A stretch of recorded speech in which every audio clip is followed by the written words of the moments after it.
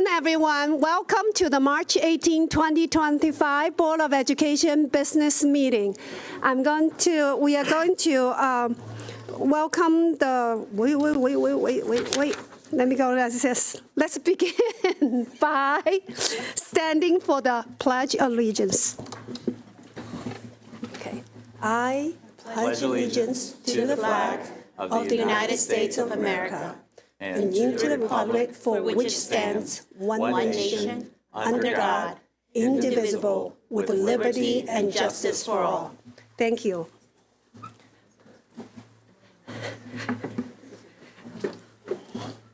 I will now ask board members to introduce themselves to establish a quorum. I'm going to start from my left-hand side. Good afternoon, everyone. Pranil Suvarna, student member of the board, hoping everyone had a very happy St. Patrick's Day. Good afternoon. Lovely to see everyone. My name is Natalie Zimmerman. I'm representing District 2. Good afternoon. Buenas tardes. Carla Silvestre, school board member at large. Buenas tardes, bienvenidos. Good afternoon and welcome. Grace Rivera Oven, representing District 1. Good afternoon. Brenda Wolf, District 5. Good afternoon, Rita Montoya, board member at large. I am here and hungry because I am participating in the SNAP challenge today. Thank you to MANA and its new CEO, Craig Rice. I am, like many of our families who operate on a fixed income, SNAP recipients receive about $6 a day. For my two children and I, that would be about $18. And so like many parents who are on a fixed income, I have allocated that money to my children so that they can eat well and healthy today as they go to school. And so I have not eaten yet today. So I appreciate your patience. Good afternoon. My name is Laura Stewart, and I am representing District 4. Thank you. Good afternoon, Julie Yang, District 3. And now, we will now begin the meeting with approval of the revised agenda. Move approval. Second. All in favor, please raise your hand. That's unanimous. Thank you very much. Our first item is expressions of condolence. Dr. Taylor. Thank you, Madam President. I'm sad to report that we have four team members who've passed and 4 resolutions of expressions of condolence, and I'll read them at this time for the board's consent and approval. Whereas the death on January 7th, 2025 of Mrs. Miriam S. Stewart, School Administrative Secretary at Highland Elementary School, deeply saddened the staff, students, and members of the Board of Education.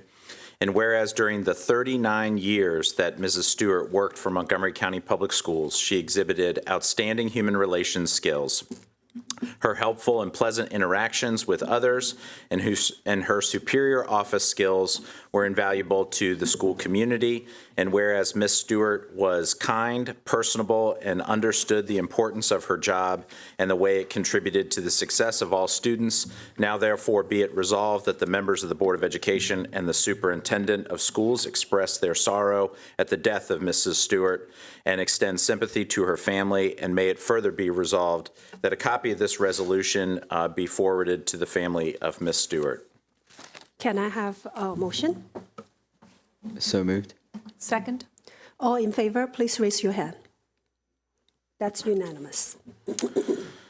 Whereas the death on January 10th, 2025 of Mrs. Barbara A. Golrick, School Secretary at Lux Manor Elementary School, has saddened the staff, students, and members of the Board of Education. And whereas during the 24 years Mrs. Golrick worked for Montgomery County Public Schools, she was a highly dedicated employee. In her role as school secretary, Ms. Golrick consistently demonstrated her genuine concern for the students, their families, and staff members. She maintained a professional, friendly, and supportive demeanor in the front office. Whereas Mrs. Golrick consistently demonstrated professionalism and exceptional interpersonal skills, she continuously worked to expand her knowledge in a wide range of critical areas to her role in the support of the school.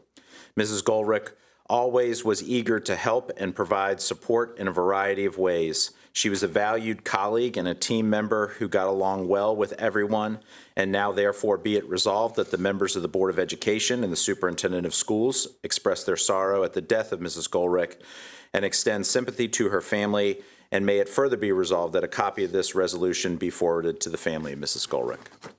Move approval. Second. All in favor, raise your hand. That's unanimous. Whereas the death on January 21st, 2025 of Mr. Tadeo Kintu, call center assistant at the Employee and Retirement Service Center, has saddened the staff, students, and members of the Board of Education. And whereas during the 12 years Mr. Kintu worked for Montgomery County Public Schools, he was dedicated to consistently meeting expectations while prioritizing staff needs. He was committed to fully assisting staff with their questions and requests. He consistently demonstrated his professionalism and was available and ready to help when needed. And whereas Mr. Kintu handled difficult situations tactfully, his ability to navigate challenges with efficiency has left a lasting impact on those he worked with and the community he served. Mr. Kintu was known for his hard work and attention to detail. Due to his passion for helping others, he made a difference in the lives of the people around him, and now therefore be it resolved that the members of the Board of Education and the Superintendent of Schools express their sorrow at the death of Mr. Kintu and extend deepest sympathy to his family, and may it further be resolved that a copy of this resolution be forwarded to the family of Mr. Kintu. Move approval. Second. All in favor, raise your hand. Unanimous. Thank you. Whereas the death on February 3rd, 2025 of Mrs. Charmaine M. Francis, bus route supervisor at the Shady Grove South Bus Depot, has saddened the staff, students, and members of the Board of Education. And whereas during the 20 years Mrs. Francis worked for Montgomery County Public Schools, she was dedicated to meeting the expectations of schools and the community while prioritizing student safety. She was committed fully to student safety on their journey to and from school and consistently demonstrated professionalism and was always available and ready to help when needed.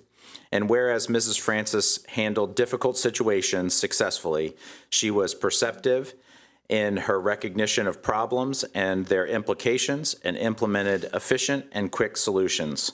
Mrs. Francis regularly met with her staff to garner support and to resolve bus-related issues. Due to her professionalism, operations ran smoothly and students were transported to and from school on time and safely. Now therefore be it resolved that the members of the Board of Education and the Superintendent of Schools express their sorrow at the death of Mrs. Francis and extend deepest sympathy to her family, and may it further be resolved that a copy of this resolution be forwarded to the family of Mrs. Francis. Move approval. Second. All in favor, raise your hand. That's unanimous. Thank you. Dr. Taylor, next item is recommended appointments. Thank you, Madam President. I'm very excited to bring forward 6 individuals who are familiar faces to MCPS to rejoin the team in new roles for your consideration today.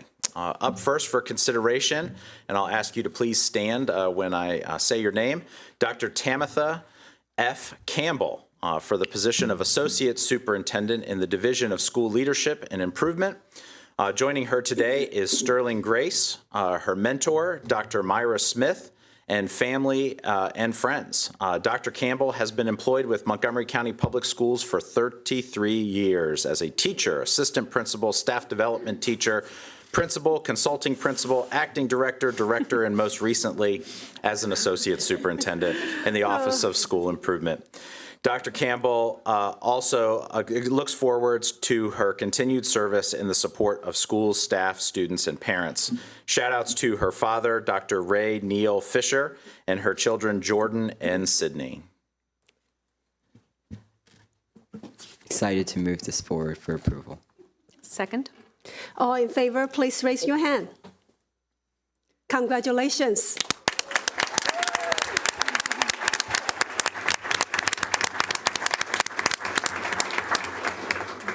Shifting gears a little bit to my office and the operations side of the shop, Mr. Christopher C. Cram for the position of Deputy Chief of Staff for the Division of Communications.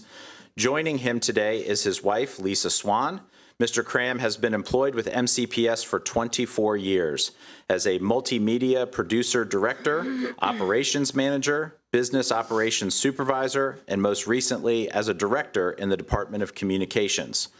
Mr. Cram is committed to fostering strong connections and meaningful engagement throughout the school system, ensuring that every student, staff member, and family feel informed, heard, and supported.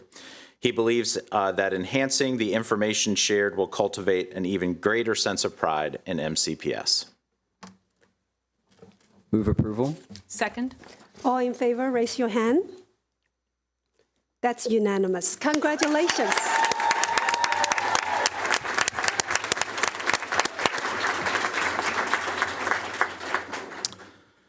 Next up, Miss Elba M. Garcia Fiallo, Deputy for the position of Deputy Chief of Staff in the Division of Family and Community Engagement. She is joined by her mother, Alba Fiallo, and her husband, Ricardo Loiza, sorry. I'm glad I got that right. All right, Loiza. And sons, Lorenzo and Leonardo. Ms. Garcia Fiallo has been employed with MCPS for 3 years as a senior community advisor in the Office of the Chief of Staff. Prior to joining MCPS, Ms. Garcia Fiallo, her career included working as an educator and administrator in Latino and immigrant communities. She is most excited to embark on this new chapter where she will lead the efforts of MCPS to create a more transparent and communicative environment, fostering strong partnerships that directly benefit student and academic achievement. Shout outs to her son, Ricardo, who is joining virtually from the University of Singapore. 1 a.m. Staying up all night for this. Move approval. Second. All in favor, raise your hand. That's unanimous. Congratulations.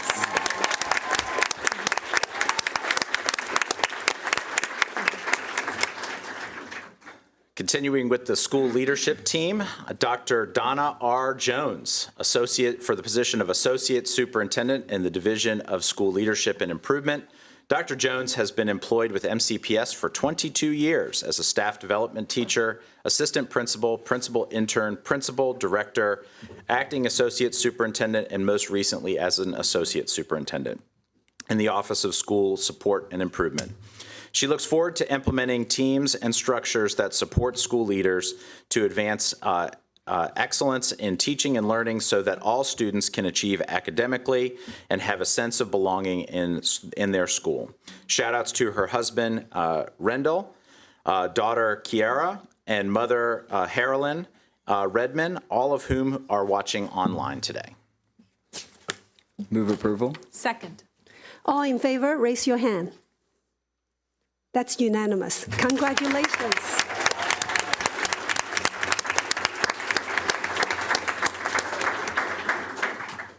Rounding out the last member of the school leadership team is Mr. Sean P. McGee for the position of Associate Superintendent in the Division of School Leadership and Improvement.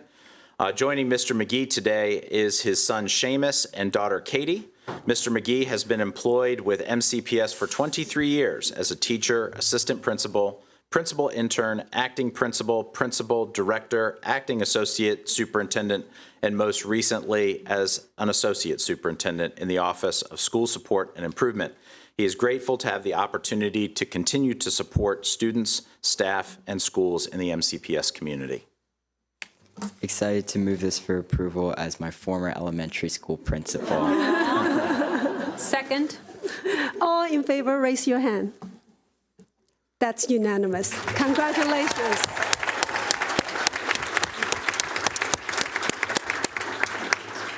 Mr. Suvarna, you could have told us that a little earlier in the HR process. Maybe we would have gone a different direction. Certainly explain. Oh, okay, moving on.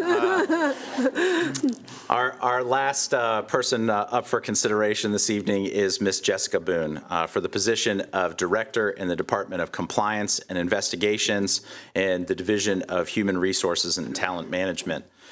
Joining her today is her mother, Darcel Boone, her significant other, Jakari Drayton, and the best team at MCPS, DCI. And actually, if the DCI team and the HR team could stand up, they're all decked out in orange, which is Jessica's favorite color. A sign of support and solidarity. Thank you all for being here. Ms. Boone has been employed with MCPS for 1 year. And has served as a director in the ADA compliance in the Department of Compliance and Investigations in the Office of Human Resources and Human Development. Prior to joining MCPS, Ms. Boone worked in the investigative and legal fields in various roles, and she looks forward to continuing to contribute to moving MCPS forward. Move approval. Second. All in favor, raise your hand. That's unanimous. Congratulations. Once again, congratulations to all the appointees of today's board meeting, and we look forward to your great work for this great school system. Dr. Taylor, while we are in transition, why don't we move on to the next item, recognitions? Thank you so much, Madam President. We have 3 resolutions recognizing 3 elements of this very special month. And I will read a truncated resolution for each. The superintendent recommends that the Board of Education approve the recognition of celebrating Arts Month. Whereas national arts education organizations collaborated on writing the Arts Education and is Essential Statement in 2020. And whereas the Council for Arts Education administers Youth Arts Month at the national level, which emphasizes the value of visual arts education for all children, encourages support for quality arts programs, and promotes a forum for recognizing skills development through visual arts and experiences that are not possible in other curriculum subjects. And therefore, be it resolved that the Montgomery County Board of Education and Superintendent of Schools hereby declare March 2025 to be celebrating the Arts Month in Montgomery County Public Schools to support arts education, the social and emotional well-being of students, and the maturing and the nurturing of creating a welcoming school environment to provide a well-rounded education for all students. As someone deeply involved in the arts, excited to move this forward for approval. I second. All in favor, please raise your hand. That's unanimous. Thank you, everyone. Well, even though we cleared out a very enthusiastic crowd in the boardroom, if there are any arts teachers that are here today, if you wanted to stand to be recognized, I'm not sure if there are, but thank you so much for being here today.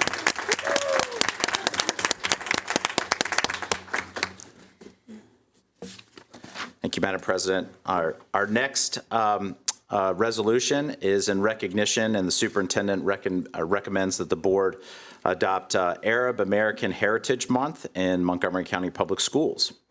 Whereas approximately 3.7 million Arab Americans live in the United States and are descendants of 22 countries in North Africa and Southwest Asia and represent religious diversity, including Christianity, Islam, Judaism, and many other faiths. And whereas Montgomery County Public Schools has recognized April as Arab American Heritage Month since 1999. Therefore, be it resolved that the Montgomery County Board of Education and the Superintendent of Schools hereby declare the month of April as Arab American Heritage Month and encourage staff, students, parents, guardians, and the community to celebrate the contributions of Arab Americans in Montgomery County, the state of Maryland, and the nation. Move for approval. Second. All in favor, raise your hand. That's unanimous. Are there any members that's here for this recognition? Please stand up. Thank you for being here. Thank you, Madam President. For our last recognition and resolution on recognitions, I'm delighted to recommend that the Board of Education approve the recognition of National Autism Acceptance Month. Whereas the month of April has been designated as National Autism Acceptance Month by autism advocacy organizations, and the United Nations declared April 2nd as World Autism Awareness Day, and whereas autism spectrum disorder is a highly individualized, lifelong neurological condition with a range of characteristics, including challenges with social interactions, verbal and nonverbal communication, and repetitive behaviors, and whereas autism is the fastest growing developmental disability in the world, therefore be it resolved that the Montgomery County Board of Education and the Superintendent of Schools declare the month of April 2025 to be National Autism Acceptance Month, and continue to pledge their support to staff members, families, and community partners who collectively work alongside one another to enhance the lives of all students with autism. Move approval. Second. All in favor, raise your hand. That's unanimous. I want to ask, are there any members of the audience are here for this recognition? Please stand. Okay, thank you, everyone. Let's move on, Dr. Taylor. Next one actually is public comment. While the board encourage public input on policy, program, and practices, and will consider the comments received, it's not the board's practice during its business meetings to respond to questions, provide comments, or take action on the issue raised. This is a public meeting, and the board expects the conduct of all speakers and members of the audience to be within the bounds of proper etiquette. Inappropriate personal remarks, rude retorts, or other such behavior is out of order and will not be tolerated. Those who demonstrate disruptive or disrespectful behavior during public comments may be asked to leave the room. In addition, public comment is not the proper avenue to address specific student or employee matters. Such matters should be directed through the complaint or appeal process. Each speaker has 2 minutes to deliver comments. When your name is called, press the flag button and speak clearly into the microphone.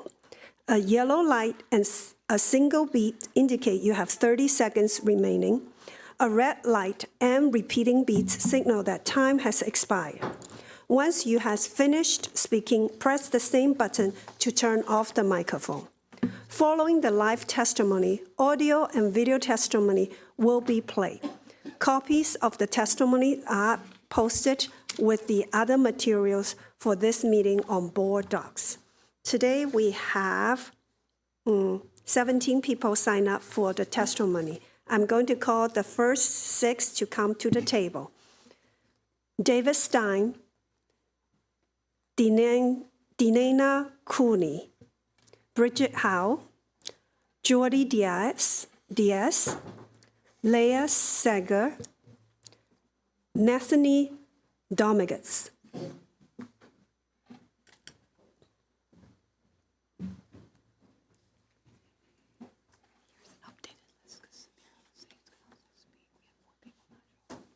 Okay. Mr. Stein, you may proceed. Hello, President Yang, Superintendent Taylor, and members of the Board of Education. Today, MCPS and the association's leadership are coming together in our shared commitment to creating and maintaining a culture of respect that we believe will contribute to improving the learning and working conditions of students, educators, and administrators across the district. All of us here know that making the commitment is the easy part. It's the next part, the fulfilling and maintaining the commitment on a daily basis, that is difficult. We also know this commitment matters less if it is not reflected in the regular interactions that occur at the workplace, in the work sites of thousands of MCA members across the district, between those members and their supervisors. Every person deserves to be treated with respect. Every student, every educator, every support professional, every administrator in every work site every day. So what does this look like? It looks like having a dialogue with one another, even when we disagree. It looks like respecting and accommodating viewpoint diversity, even when we disagree. And it looks like keeping channels of communication open, even when we disagree. And in our daily work life, it means treating each other like professionals. In our contract reopener, which we will also sign today, we jointly enhance the autonomy that teachers have over their own planning time. It is truly a big step. But a contract isn't worth much if it isn't honored in every building. And that is the challenge that lies before us, a culture shift to treat educators, all educators, as professionals. I want to note that creating a culture of respect isn't about committing to agreeing on everything or anything, although I believe we can find common ground on a variety of issues. It doesn't mean that we won't disagree in private or in public if necessary, and that's okay. But if we succeed in our practice and create this culture of respect at work sites across the district, I believe that we can fundamentally transform our schools in Montgomery County. And I know that MCA members are ready and willing to do so. Thank you. Thank you. Ms. Cooney, please. Thank you. My name is Dina Cooney, and I'm a proud supporting services staff member with SCIU. For the past 9 years, I've served as one of 2 equity training specialists, grade 23 in the equity unit. Ev and I serve along with our peers who are instructional specialists. Despite our different titles, we all share the same roles and responsibilities in supporting schools and offices. However, as of June 30th, our SCIU positions are being eliminated, not to reduce staffing, but to replace us with additional instructional specialist roles that require teacher certification. This decision is a significant loss to SCIU, mainly because these 2 positions were intentionally created to ensure equity and voice of all those marginalized in our system as we do our equity work. Secondly, approximately only 7% of SCIU staff members are grade 20 or above. Removing these positions decreases our opportunity to be placed in level-alike positions. Meanwhile, throughout the system, the district, most MCA instructional specialists are being placed in level-alike positions with no financial loss. In contrast, Edwin and I, as supporting services staff members, are not receiving the same treatment. Even more troubling, eliminating these positions sends a clear message that SCIU staff are not valued, trusted, or seen as qualified to lead equity work in MCPS. That's not just an oversight, it's an equity in action. Our demographics and experiences best reflect the student, staff, and family members, and our expertise must continue to be included in our professional development and equity efforts. And let's be clear, equity is not about certification. If it were, our schools and offices already filled with certified teachers would be leading the way in dismantling inequities. The truth is, equity work is about understanding different perspectives, recognizing, interrupting, and addressing inequities in practices, policies, and behaviors, for which you do not need teacher certification. Therefore, on behalf of SCIU, we ask that these positions be included back in the 2025 budget, 25-26 budget. Thank you. Ms. Howe. Good afternoon. I'm Bridget Howe, president of MCCPTA, speaking today about the boundary study and program analysis, which is on your agenda. These have been key items of interest for member PTAs. In fact, 2 of our formally adopted advocacy priorities relate directly to programs and boundaries. First, we appreciate the commitment to community engagement in both the boundary study and program analysis projects. More information is better than less information, and we encourage sharing opportunities for engagement early and often. Where we request additional clarity is around the program analysis scope and how the boundary study and program analysis will intersect and impact decisions for fall 2027. Currently, interested community members don't have a sense of what is on the table. What is the desired outcome of the program analysis? We know the why of the boundary study. We have 2 new high schools to fill, with lots of seats to fill, but the same clarity isn't there for the program analysis. We do have some specific questions regarding that. What programs will be analyzed? Will this be limited to specific programs and magnets, like magnets or academies, or also include consortia? What factors will be considered when looking at programs? Will program evaluations be one of those factors? If so, how are we ensuring that the system has capacity to evaluate programs that haven't been recently scrutinized?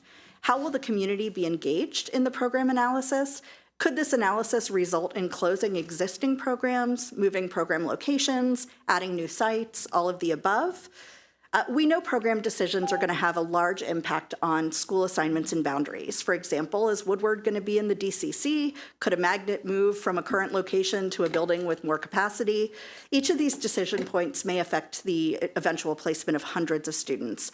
Without an explicit understanding of what is going into the program analysis, it's really hard to visualize fall of 2027, which sounded like it was really far away when we started these conversations, and it's not so far away now. So we do ask that information and opportunities for engagement be shared publicly as soon as possible.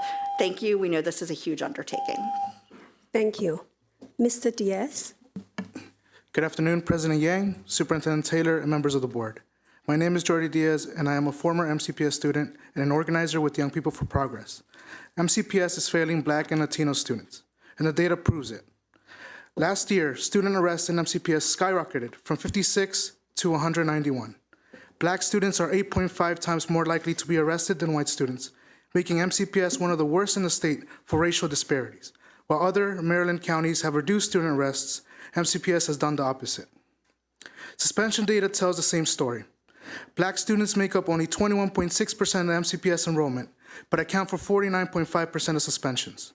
Bethesda Chevy Chase High School has the highest suspension rate, disproportionately impacting Black and Latino students. At Wooten High School, repeat incidents of anti-Black racism went unchecked due to a lack of preventative measures. At BCC, students, teachers, and parents report that conflicts could have been prevented if administrators had stepped in earlier. Instead of feeling supported, Black and Latino students feel alienated, criminalized, and unwelcome. The numbers reflect this reality. Hispanic and Latino students have the highest chronic absenteeism rate at 31.5%, followed by Black students. MCPS already has a solution: restorative approaches, or RA.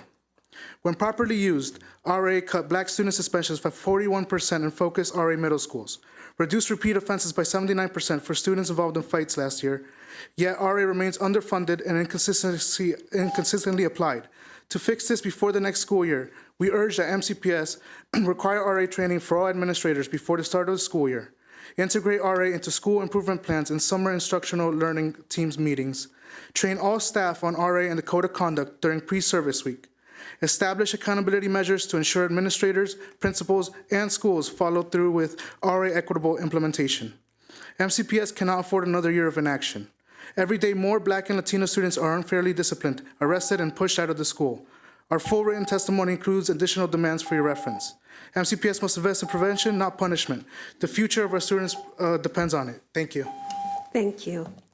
Ms. Sanger? Hi, thank you. My name is Lise Sanger, and my son William and I are the daughter and grandson of a public school music educator who taught in multiple counties in Maryland for over 30 years. March is Music in Our Schools Month, and it's a time for reflection and celebration both in our family and in the music community. William began studying piano at age 7, and thanks to the programs at Bradley Hills Elementary, Pyle Middle School, and Whitman High School with Daniela Crone, Allison Jacobs, and Brendan Kelly, he has found and fallen in love with the saxophone. School instrumental and choral music programs give our MCPS students the opportunity to play and learn in an ensemble of other children at similar ages and school levels. And in these ensembles, the children learn teamwork, camaraderie, artistry, discipline, tenacity, confidence, trust, and empathy. To play and perform music together, they must use their whole brains and their whole hearts.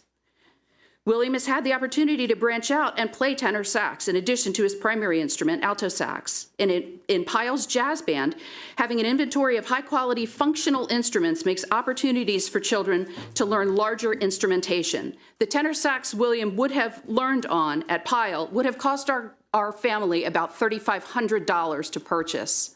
That's a very steep cost. In addition to that, at Whitman High School, Whitman Music Boosters is currently working on a $20,000 funding gap between what repairs need to be made and what has been funded for that. I'll wrap up and leave it the rest of my testimony written and let William play for you for just a quick moment. Hi, I'm William. I'm a sophomore at Whitman High School. I'm playing an excerpt from an F minor etude by Passler.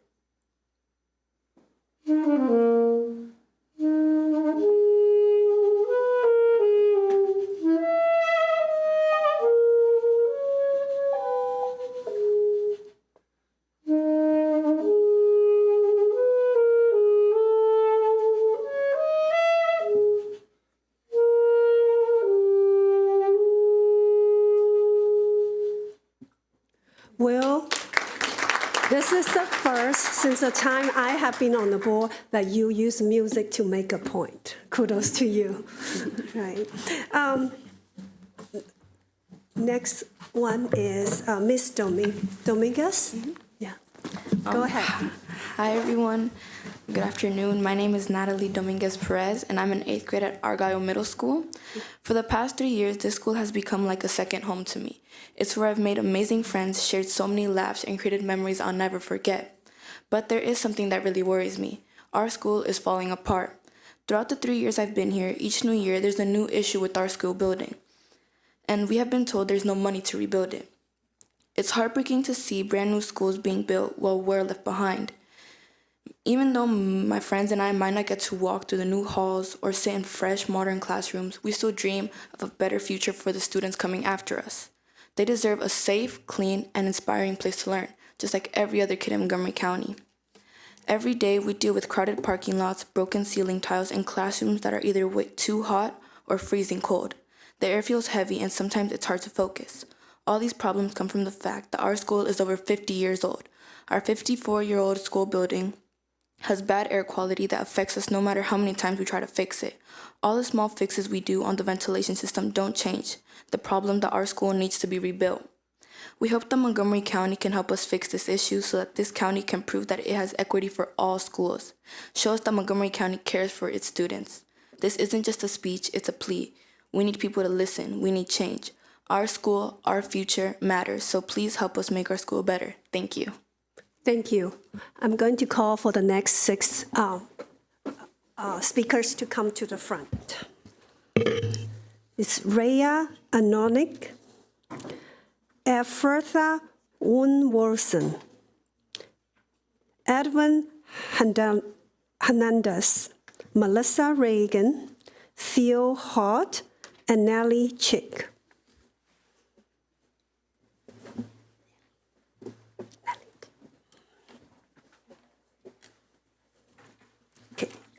Ms. Anolik, go ahead. Good afternoon. I am Ray Analik, a 4th grader at Jones Lane. I and other students have concerns about the SESCS program at our school, Jones Lane Elementary. 3 examples of concerns that are that they distract students from learning, they attack students, and the teachers, even with training, still can't maintain the control of these students. For example, an SESCS student was running around the school disturbing classes, and we cannot hear what our teachers said. So they had to repeat themselves, and they don't like to repeat themselves, if you know what I mean. Another example is a student that is part of the program recently started to look up to a girl, but the SESCS student attacked that girl they looked up to last year. This girl had been attacked multiple times, and the SESCS student had tried to attack her many other times. Sometimes he tries to get to the girl's classroom, which stalls us and can distract us from learning.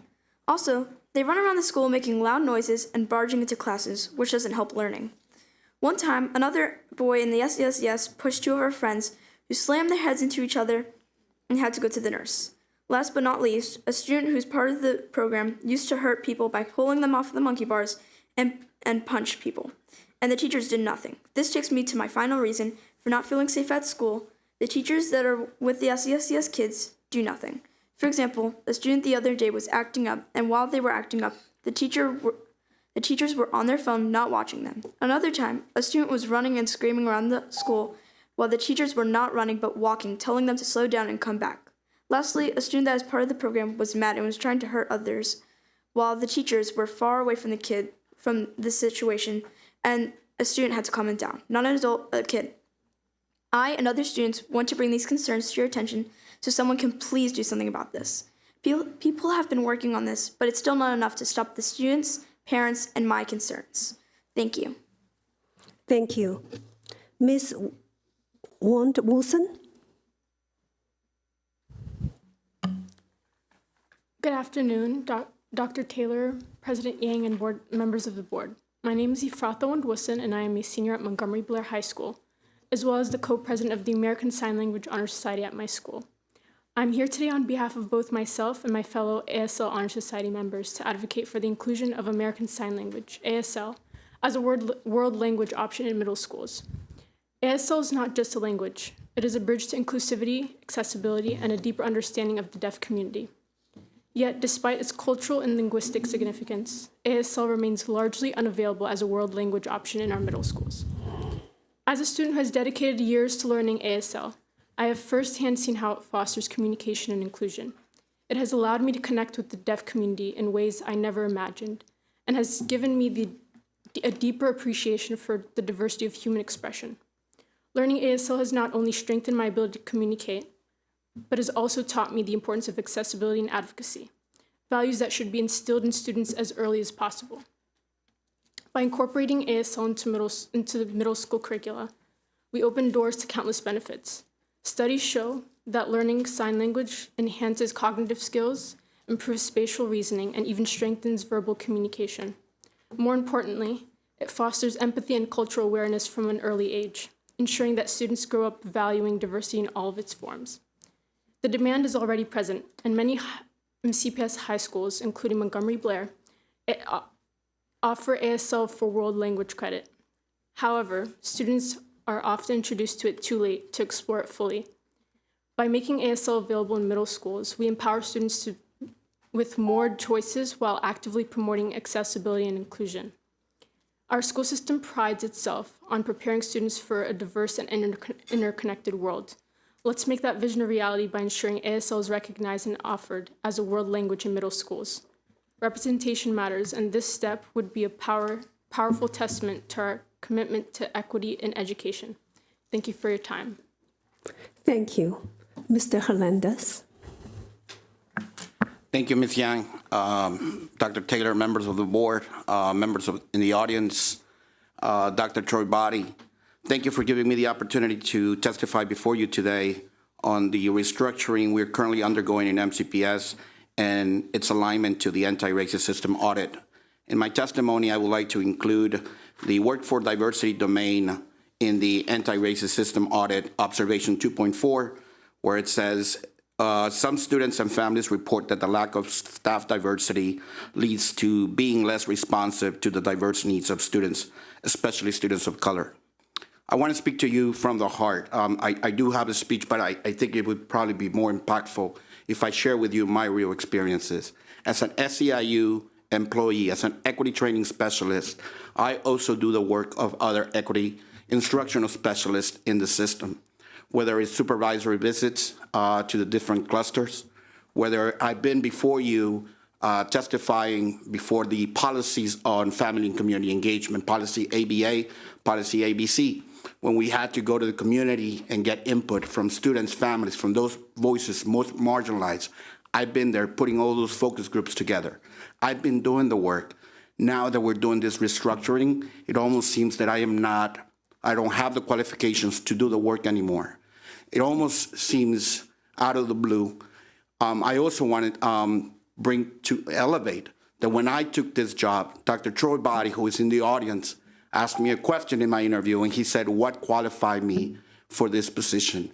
And it was all the experiences. What I said was it was all the experiences that I've lived, not only as a student, as someone that was born in Guatemala, came to the U.S. when I was 8 years old, someone who had to learn English in elementary schools, as a parent in MCPS.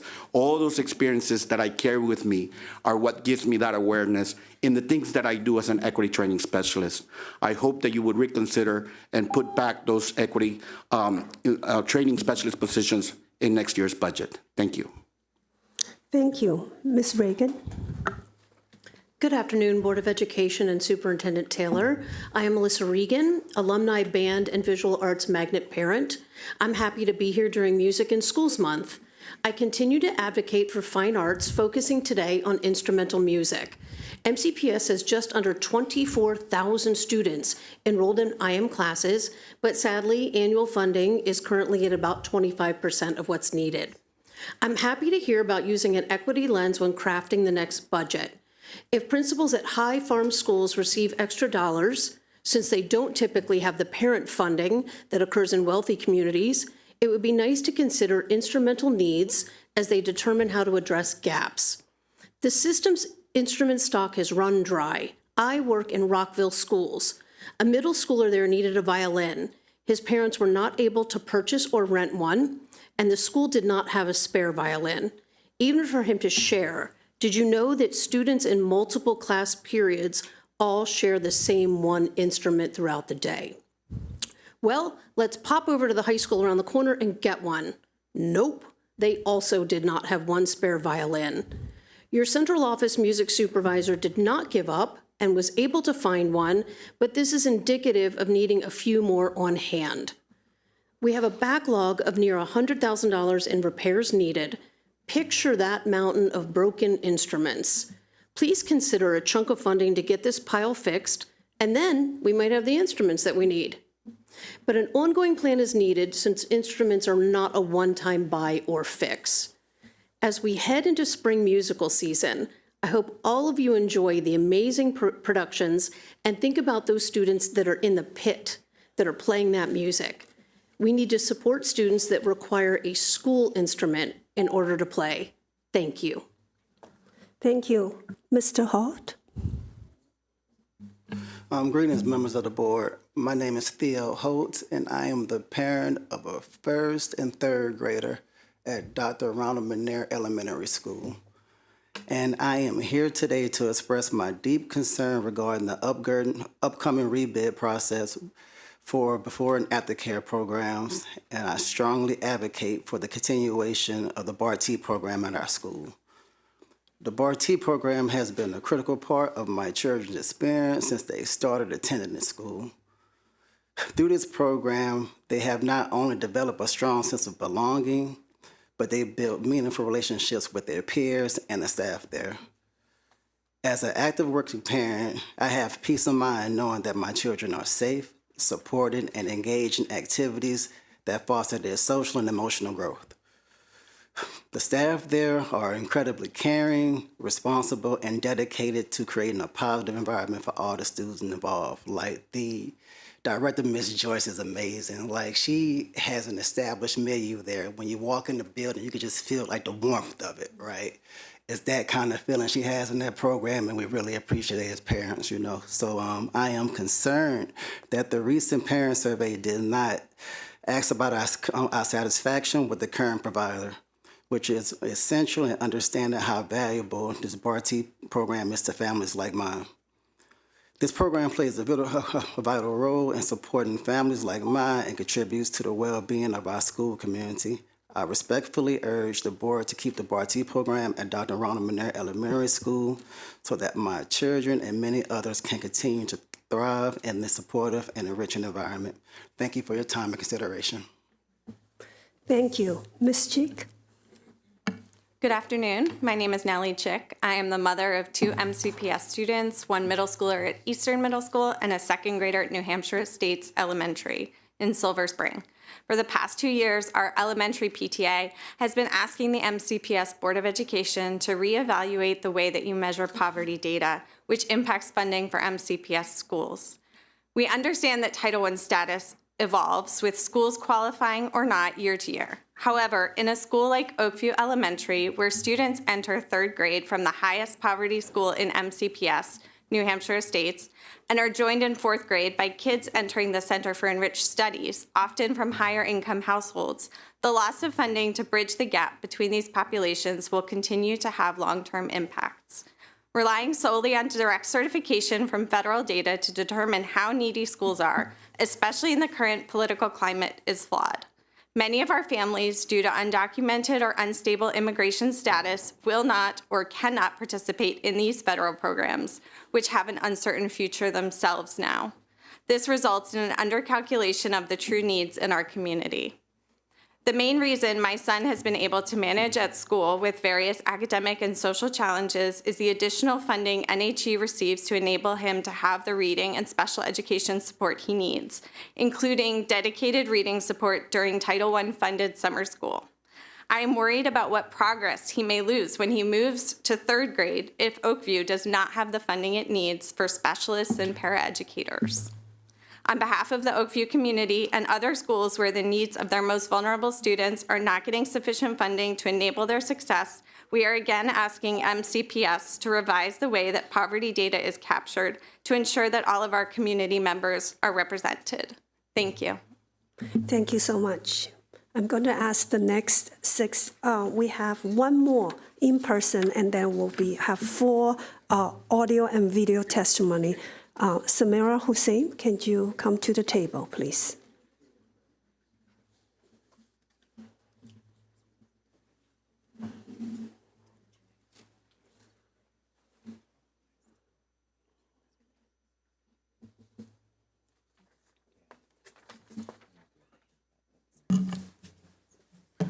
Ladies and gentlemen, good afternoon. My name is Samira Hussein, and on behalf of the Arab American community in Montgomery County, we thank the board, the superintendent, for this great recognition.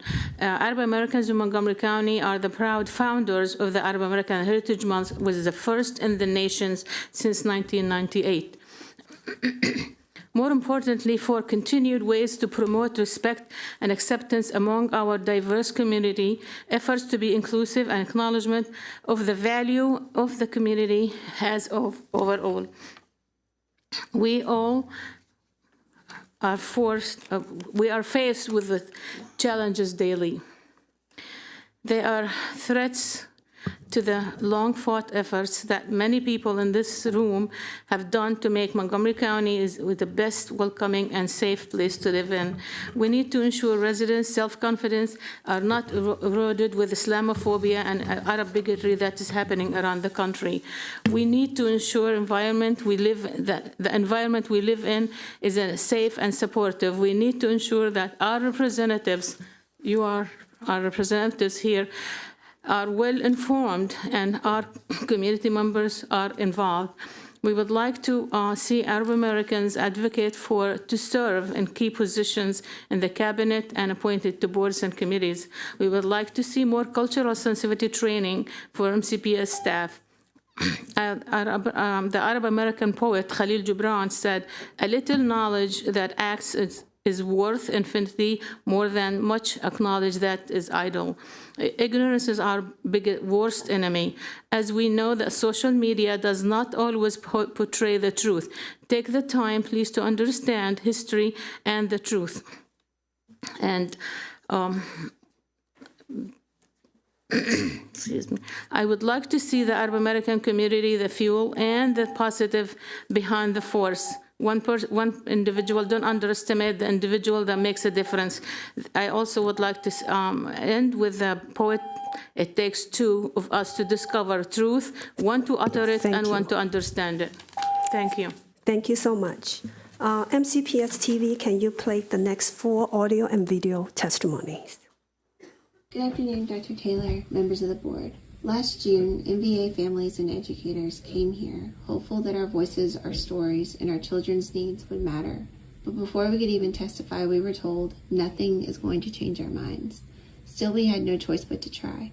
We showed that MBA kids performed as well as in-person peers, that demand was steady, that MBA served more students than 2/3 of MCPS schools, that it could be funded efficiently like any other school at a fraction of the cost, and that it disproportionately served vulnerable and at-risk populations, including kids who without it had nowhere else to go. Yet even with an extra $330 million in the budget request, there was no virtual school. But we haven't been told why, even as families learn they may soon pay higher taxes for schools their children can't even attend. Why wasn't every child once again having access to a full education a priority this year? The BLP offers complex students less education than their peers. Why do this when we've proven we can access and educate them as equals with a virtual academy? If we had a population of students too far from existing schools to attend in person, we wouldn't tell them, "We'll tutor you for a few hours, but you can't have a school." We would build them a school. There's a population of students across this county who cannot access the schools we have, and others who need MVA's environment to thrive. Just like any other students, they deserve a full education. All else they need to get there in this budget is a dean, a school ID, some specialists, and your commitment. If we would never deny a school to students in a remote area, why are we doing it for students whose barrier isn't distance, but disability, medical need, or other circumstances beyond their control? For years, MCPS touted MVA as a vital equity measure. Reconsidering the decision to close it isn't reversing course. It's reaffirming MCPS's commitment to educate every child and insisting that nothing is going to change our minds about that. Thank you for your time. Please play the next one. Good afternoon, Dr. Taylor is a member of the Board of Education. My name is Maximilian, and I'm here today as a student whose life has been transformed by MCPS music program. I am urging you to increase funding, attention, and innovation for these programs, which have the power to change lives just as they changed mine. Throughout middle school, I struggled with learning the guitar. I tried everything from online tutorials, school courses, and even private tutoring, but nothing seems to work. I was frustrated that these exercises didn't get me closer to playing the songs I love. Over time, I became convinced that because of my disability, cerebral palsy, it was impossible for me to play guitar. I almost gave up until I moved to Montgomery County. There, I met Dr. Christopher Mercado, whose innovative Guitar One curriculum transformed my life. He didn't just teach music, he created a personalized learning experience tailored to my abilities and goals. His approach highlights the importance of differentiation in music education, ensuring that students receive individualized paths to success. Music has helped me in so many ways, physically as a wonderful hand therapy exercise, mentally as a way to relieve stress, and socially as a wonderful way to connect to other people. In 10th grade, I transferred to Woodson High School, and there I meet Mr. Keith Schwartz. Mr. Schwartz has shown me how music fosters collaboration and build relationship. In his class, there's no desk or paper, just students connecting, receiving real-time feedback, and creating music that reflects their unique passion and talents. Both Dr. Mercado and Mr. Schwartz has demonstrated how a differentiated, student-centered instruction can transform life. However, despite the incredible talents of students and dedication of teachers like them, music programs in MCPS are often overlooked and overshadowed by athletic and theater programs. This disparity prevents music students from having the same level of professional learning and resource enjoyed by athletes and performers in theater. Music deserves to be prioritized equally, and MCPS should help teachers create environments where students could thrive in their crafts. Thank you. Next one, please. Hello, my name is Nancy McInerney. I'm the PTA president for New Hampshire Estates. It's one of the highest need schools in the district, so it sits on the top of the list of Title I schools. My testimony today is about the school building conditions and the ramifications of its disrepair on the teachers and our already disadvantaged student population. Heating and cooling, HVAC of this building has not worked properly in years. Please take a look at these photos that our teachers have shared. A bulletin board with black mold growing on it. A table with mold underneath. A chair with mold growing on it. Carpets, growing mold, and white ceiling tiles covered in mold because of the humidity and no airflow, which fall to the ground and show us all the mold. Even a power cord has mold on it. A teacher's doctor recommendations on our poor health because of the mold. Now it is time to fix this huge problem. Mold in classrooms and spores circulating in the buildings is inhaled by all people who enter the school. Every single staff member and student is breathing in mold, and has been for years. The art and music rooms haven't had heat or AC this entire year. In January and February, the students had to wear coats to these classes because it was 50 degrees. The teachers' union is aware its members are working in unsafe conditions. Our beloved principal, Mr. Bob Geiger, has raised these issues with the administration for years. Now it's time for you to act. I want you, the Board of Education, to visit New Hampshire Estates to see our amazing staff and students and stay to experience the mold and building disrepair. I wish it was as easy as buying a humidifier or a fan or even a new HVAC system, but the fact is that this building is not safe. Montgomery County Public Schools has to make New Hampshire Estates Elementary School a safe place to learn. Thank you. Please play the next one. Oh, hi, it's me, Miles, a fourth grader from Bannockburn Elementary School. When I'm not reading up on Jensen Huang, I like to drop Triceratops and play violin. Today, I want to share why celebrating the arts is so important to me and all the students in Montgomery County. I love the arts because they let me express myself in ways words cannot. Here's my drawing that was shown at the Montgomery County Elementary Art Show at the Montgomery Mall. I later got to celebrate at the Cheesecake Factory for dinner. I'm also a beginner violin at school. I love going to orchestra at school, and it helps me refresh my brain during the day. Fun fact, did you know that Baba Black Sheep, the alphabet song, and Twinkle Twinkle Little Stars all have the same melody? They all kind of sound like this.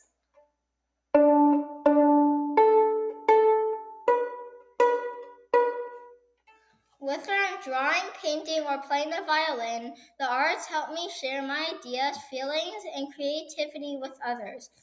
It makes me feel proud and confident, and I know my classmates feel the same way. My older brother Jasper helped me make this video. He's a sports guy who only cares about tennis, but he found something in the arts he likes.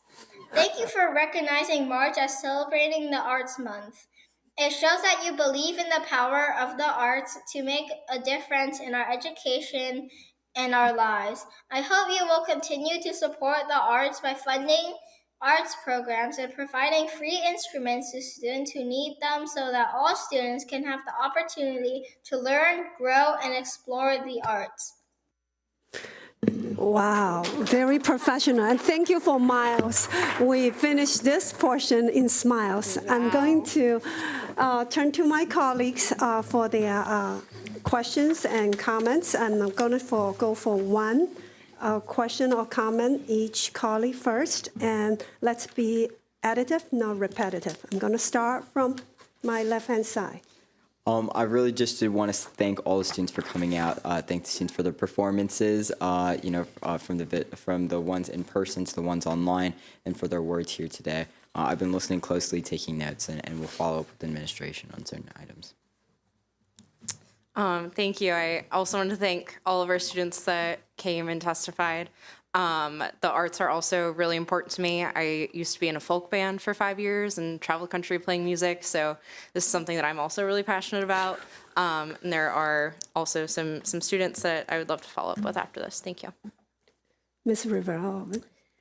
Wow, that was what an amazing group of kids. I want to thank William for that short play, but to remind us of why some of us are where we are, and to ensure that your voices are represented, William. So I just did not know saxophone could sound that way, because when my son took it, it did not sound near what you played.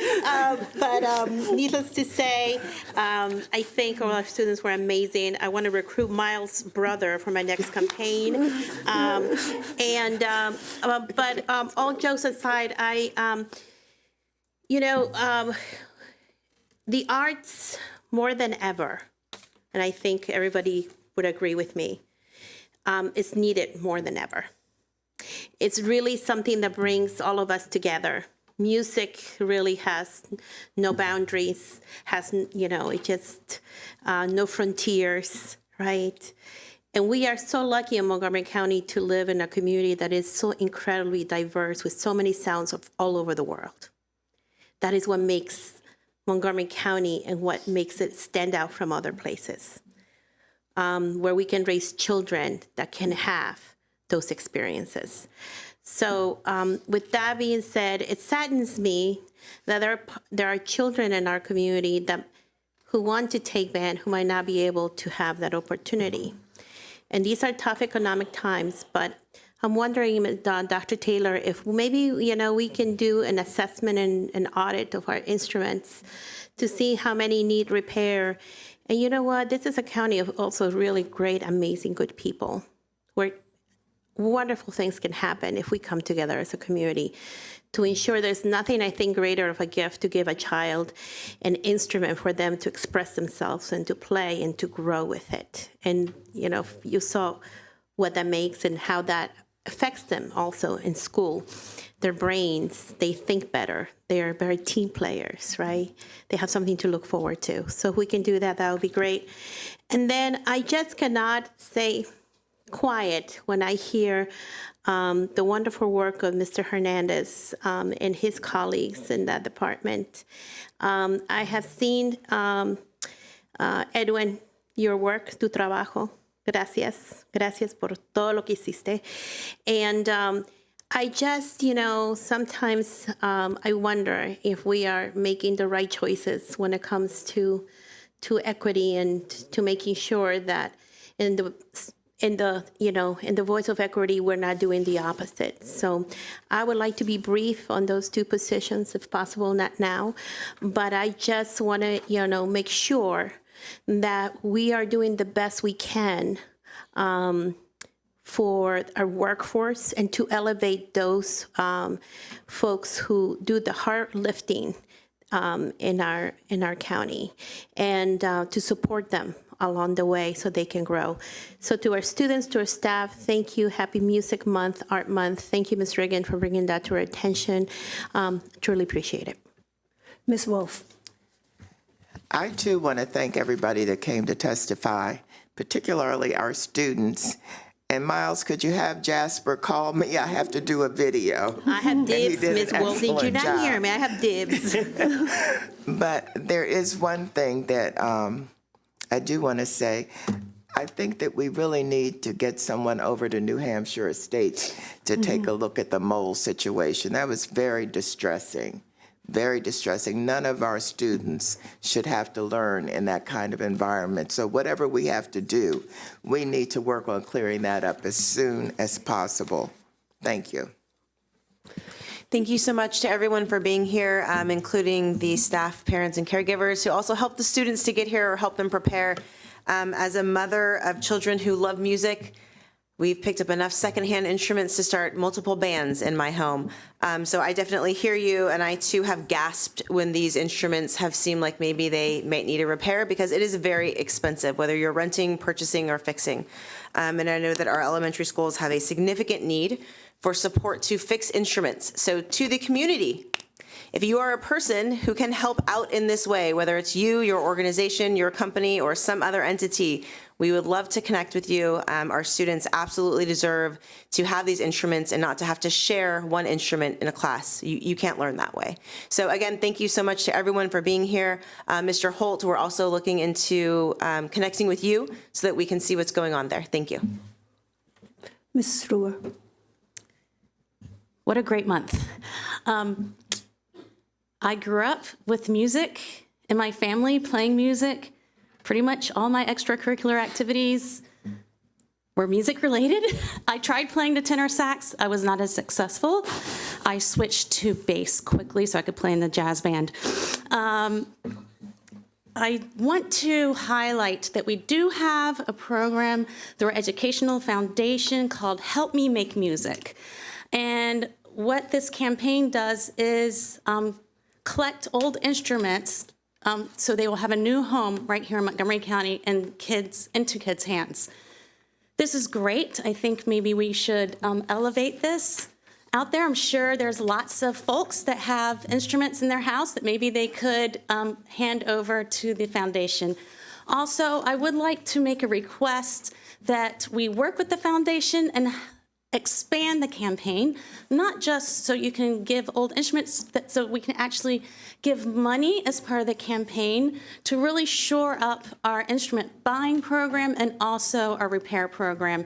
Because face it, all of this takes money. People probably don't even know that this is a need. So we know because we hear from you, but there's lots of people out there that also benefited from music when they were young, or they benefit today. And so let's go ahead and pull together as a community. And then I'll double that. I will come back to okay, you. New Hampshire States. Yeah, Just had to right. a plug in for Absolutely. that. Thank you. Absolutely. Ms. Savannah. Yes, thank you. Again, kind of on my second turn, I just want to say, going back to the idea of arts and the importance, right? As someone who is involved in the theater and the choral programs at my school, who saw, how much our boosters had to raise for our orchestra funding and for our choral funding, and knowing what a big stretch that is, and then knowing how much we have in our budget for it, I can understand the pain. And I empathize with it a lot. I think in the past we've seen students and other community members come to the board and ask for some solutions. So what I asked the administration to do is, one of the solutions that we've heard in the past is potentially like a pass for theater and choral productions, or like a centralized website. I don't think that's something that would end up costing us too much money, but it goes a long way to showing our support of the arts. So maybe looking into the possibility of that being something that we can sort of publicize or work on as a way to, again, show our support for the arts and show that we're uplifting some of these voices and then potentially get them more funding in the future. Thank you. Mrs. Silvestri. Yes, I think she is gone now. I think her name was Raya. I didn't catch what school she was from, but just, thank you.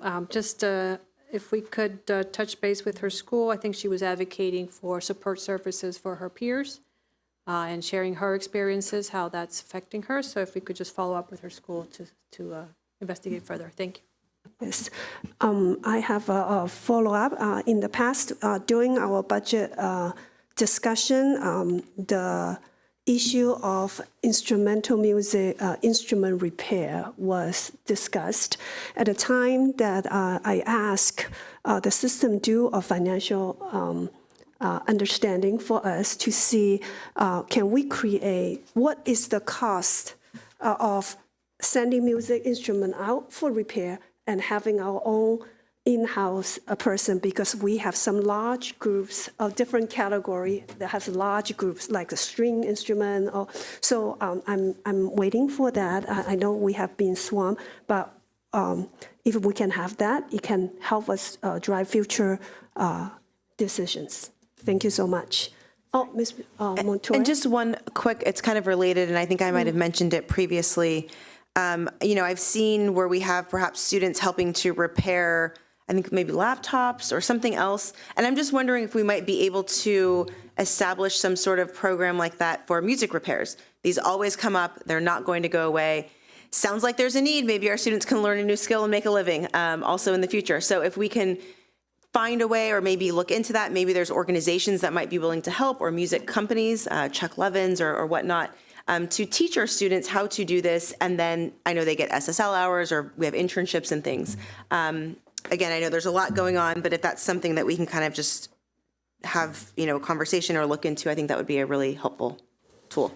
Right.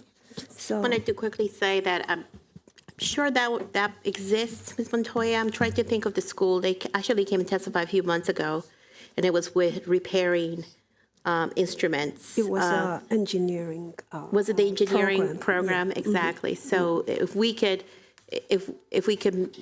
duplicate that, clone that, that would be great. And just to remind everyone that as we speak, this weekend and next weekend, there's going to be a lot of musicals. I'm a theater mom, and they are incredible musicals going on in our high schools. I invite all of you to check it out, to take your kids. It is another way that you can support our youth and the arts in Montgomery County. Thank you. Thank you. Now, this concludes our public comment. The board's next business meeting is Thursday, April 10th. Online sign-up for public comment will open on Thursday, April the 3rd at 6 p.m. In addition to online sign-ups, same-day in-person sign-ups are permitted when space allows, with unallocated slots filled on a first-come, first-served basis. To sign up in person, please check in at least 20 minutes before the start of the open session. In-person sign-ups will close 15 minutes before public comment begins or when all slots are filled. Additional information regarding upcoming meetings can be found on board's website. Okay. Next, it will be consent items. Colleagues, are there any consent items would you like to pull for clarification? 6.3, please. Okay, any other ones? Okay, may I have the rest move in block? So moved. Second. All in favor, please raise your hand.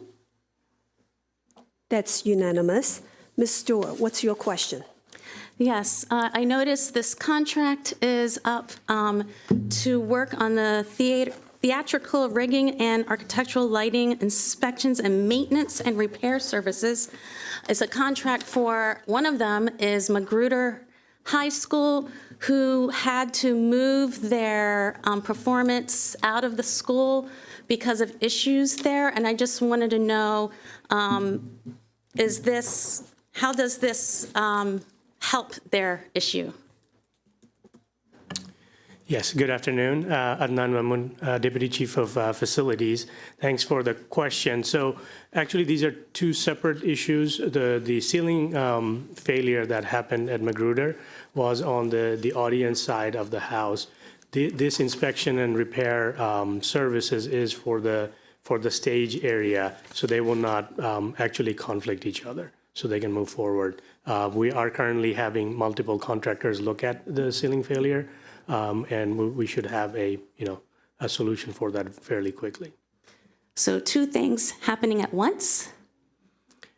So the contract for this is just a renewal to get them on board for the inspection for the rigging services. These are either annual or these inspections happen over a certain period of time just to make sure that because these rigging systems are extremely complex with a lot of structural integrity to make sure that they are still in good shape. So even if we move the contract forward now, we can definitely coordinate the work so they're not running into each other.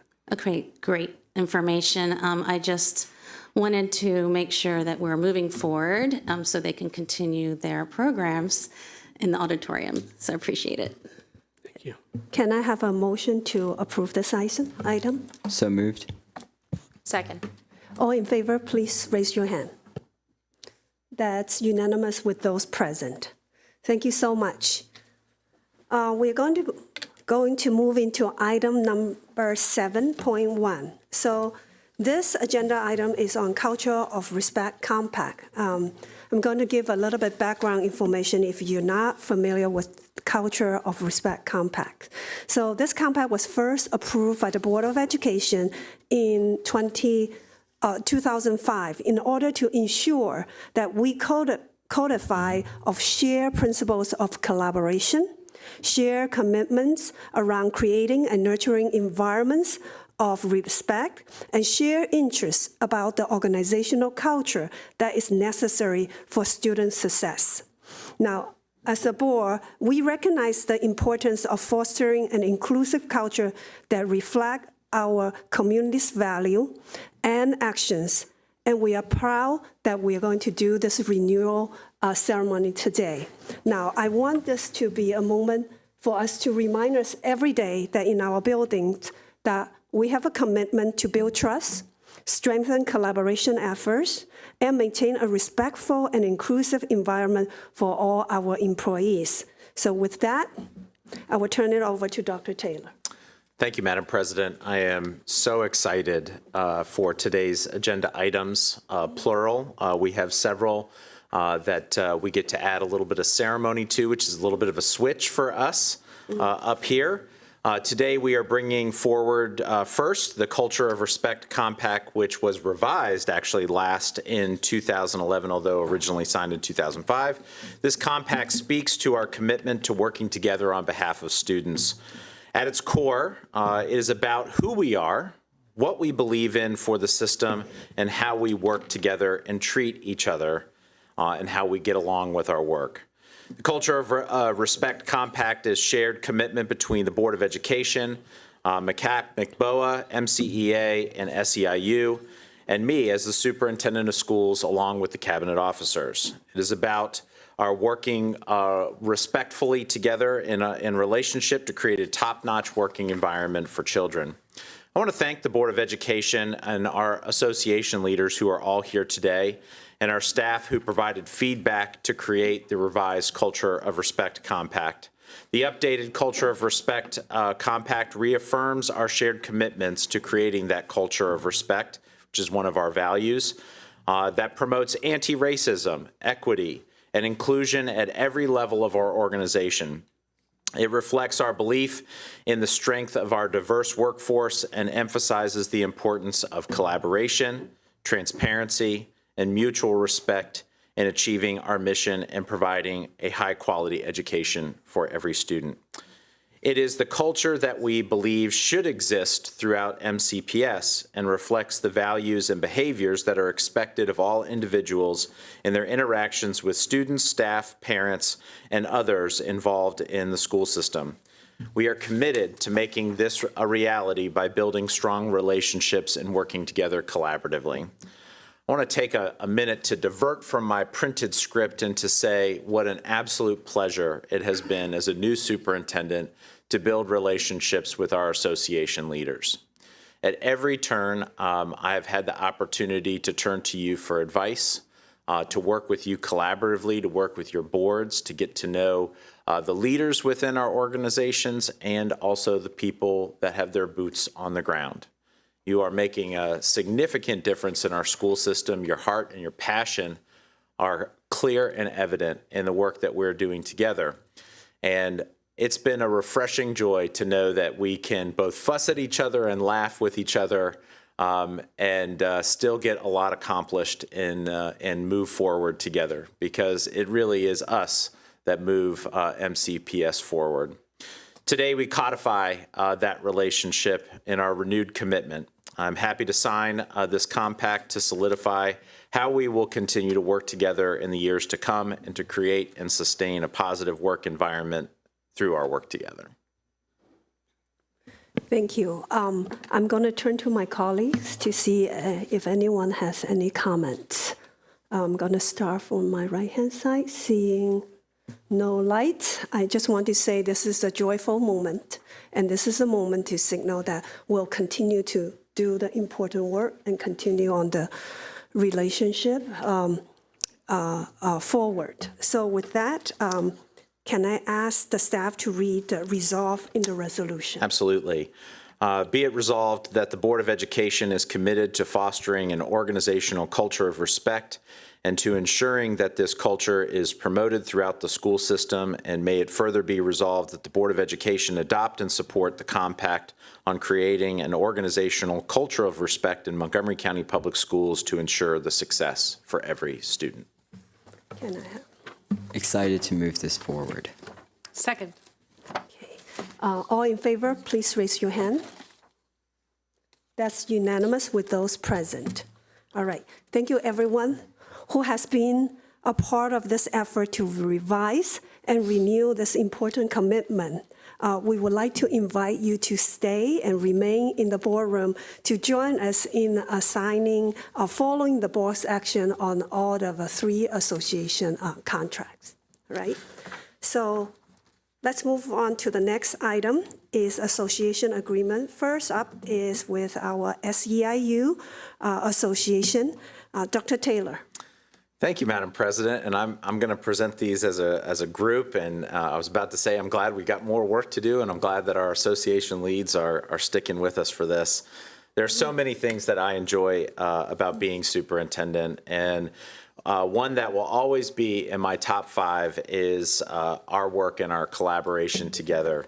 And the time that we spent together is fruitful, and I'm glad to commemorate that today because I think we're moving forward in some pretty big areas, and I'm proud to associate myself with not just changes that we're making in compensation, but the hard work that our associations put into great agreements about benefits, and even things like our working conditions and stipends and planning time. There's a whole host of things that are improving the landscape for our educators, our leaders, and our support teammates. Today, I'm proud to bring forward collaborative agreements developed by the Board of Education and our employee associations, SEIU Local 500, MCEA, and MCAP-MCBOA. These agreements focus on making Montgomery County Public Schools a workplace where people want to be and can be and remain for a long time. Joining MCPS, I was appreciative of the partnership that our employee associations had with the Board of Education in the past and former superintendents that have kind of set the stage for where we are today. I knew I wanted to make this a true working relationship. Our work together is important and is essential in our next steps as an organization. Needless to say, I appreciate the work that has been done with our associations this year in particular. I'd like to give some huge shout outs to 2 teammates that have been working on the MCPS side. Dr. Dana Edwards, and a new teammate, Michael Stein, no relationship to David Stein, who is also on our team. The talent and commitment on both the MCPS and the association side has just been absolutely commendable. And I want to give a special thank you to Pia, David, and Christine, who have been mentors and collaborators throughout this process, and have provided tremendous support in my transition into leadership. Your vision and advocacy for your members is noted and clear and apparent, and I think these commitments are memorialized today. I look forward to our continued partnership. In addition to having a great place to work, our phenomenal staff must be compensated well, not only to live but to thrive in Montgomery County. This is critically important to us, and it is important to our strategy moving forward. Every classroom that is considered a safe classroom is one that is fully staffed. Every school that is a safe school is one that is fully staffed. So these agreements are more than just the words that are written in paper. It's really about our strategy to keep our schools safe and moving forward. We want the very best for our staff, a competitive salary and excellent working conditions to help attract and keep a diverse and talented workforce. I now ask that Dr. Dana Edwards and Mr. Michael Stein provide just a couple of highlights to these amended agreements, so that the public can be made aware of some of the successes that we're bringing forward.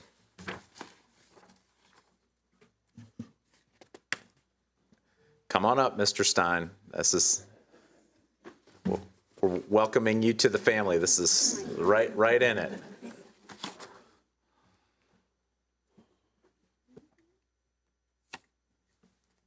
Good afternoon, board members, Dr. Taylor. Just a few, and thank you for sharing, and again, the collaboration with the associations on behalf of our employees. A couple of highlights just to bring forward in our agreements. We have the culture of respect, which just recommits how we will work together and build just the community that we want to live in here in Montgomery County Public Schools.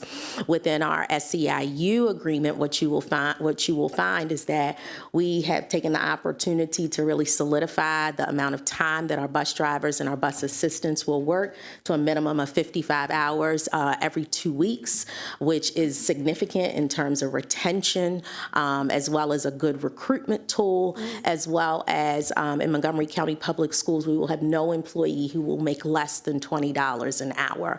So when we and that's significant as we talk about people thriving as well as living.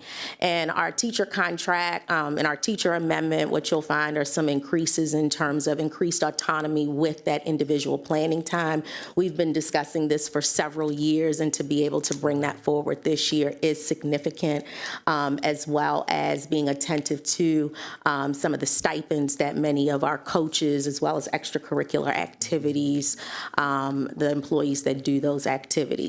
Within our MCAP contract, they were very thoughtful in our conversations, really focused on the retention of our employees, the recognition of our employees, and being able to really think about when we have employees that have been with us for 5, 10 years, how do we recognize that in a compensatory way, as well as being very thoughtful around people who are Ed Shirley winners and making sure that they do have a level of compensation for that. So I do want to thank the associations, welcome Michael Stein to the team, and look forward to signing today.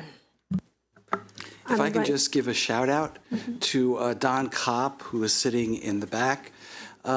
Because I'm new, I kind of came in very late for this particular negotiations, and Don was carrying the bulk of the negotiations for MCPS. Thank you. I'm going to turn to my colleagues to see if they have any comments in regard to, since we're doing it as a block for all 3 different associations. Yes, Ms. Zimmerman. As a former elementary classroom teacher, I'm really excited about this planning time for my colleagues and how wonderful that's going to be for our classrooms. I'm just really excited about that for them. Thank you. Mr. Savannah. I'm very grateful to be on the board during this time where we can, really start to open up a new chapter of our relationships and work really closely with these associations, with you all to further the student experience in our schools. And I'm so grateful to be here. Ms. Silvestri. Yeah, echoing my colleagues' comments, very happy to see all of us here today making progress on these negotiated agreements. I enjoyed reading all of the amendments to the contract. I did read it very carefully, and I see some progress as things that we've been working on for several years. So happy to do that, and there's more work to do. So continue to work with you all to make the changes that our staff and our students need in our system. Thank you. Thank you. Ms. Rivera-Ovens.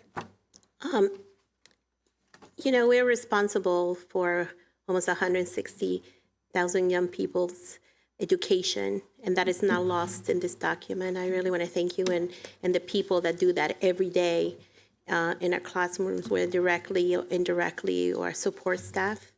So this really just tells, the whole issue of how important it is to appreciate those who work for us, how important it is to have trust with those who we work with, and just to respect each other. We can have differences, but we can do it in a respectful way where we know our young people and our children are watching. And we are the Board of Education, after all. So those are important qualities to have. So thank you all for doing the work. And it's a joyous, happy occasion. Ms. Wolf. I too want to say something about the culture of respect. We've been talking about it for a few years now, so I'm really glad to see it brought back. I also want to acknowledge what I consider improvement in the agreements, but some of them are still baby steps. We still have a ways to go on some things, and I'm glad to see that we're now at a point where we're actually listening and communicating with each other. So look forward to working with you and hearing from you directly about the success of these changes. Thank you. Ms. Stewart. I just want to say, go team. We're all in it together, and I think this moves us towards that direction, that we're working together, listening, and I really think it's a team effort to get better, and that's what we're doing. So thanks. I have a question for staff. If the public or your members are interested to see this Culture of Respect Compact, where can they find it? It will be on a website. We do need to build out a larger website, but we'll make a link to it. We'll send information out today, and everyone will be able to see it. Thank you. Mrs. Zimmerman? I just wanted to say that I think it's serendipitous that we're looking at the culture of respect, and that now all of our staff in MCPS will be making at least $20 an hour. That is a way that we show that we respect our workers and respect our staff, is paying them well and showing that we value them. Thank you for that comment. Now, see no lights. We're going to go through each resolve with each association. So may I have the staff read the resolve for our agreement with the SEIU, please? Sure. Resolved that the Board of Education approve the amendments to the Service Employees International Union Local 500 for the school years 2023 to 2026 contract, and may it further be resolved that the President of the Board of Education and the Superintendent of Schools be authorized to sign the amended agreement according to said agreement and the law. Move approval. Second. All in favor, please raise your hand. Unanimous with those present. Let's move on to MCEA, please. Resolved that the Board of Education approve the amendments to the Montgomery County Education Association Agreement for the school years 2023 to 2027 contract, and may it further be resolved that the President of the Board of Education and the Superintendent of Schools be authorized to sign the amended agreement according to the agreement, to said agreement and the law. Move approval. Second. All in favor, raise your hand. That's unanimous. Thank you, everyone. Can we move to McCap and Maboa? Resolved that the Board of Education approve the amendment to the Montgomery County Association of Administrators and Principals, Montgomery County Business and Operations Administrators Agreement for the school years 2023 to 2025 contract, and may it further be resolved that the President of the Board of Education and the Superintendent of Schools be authorized to sign the amended agreement according to said agreement and the law. Move approval. Second. All in favor, raise your hand. That's unanimous with those present.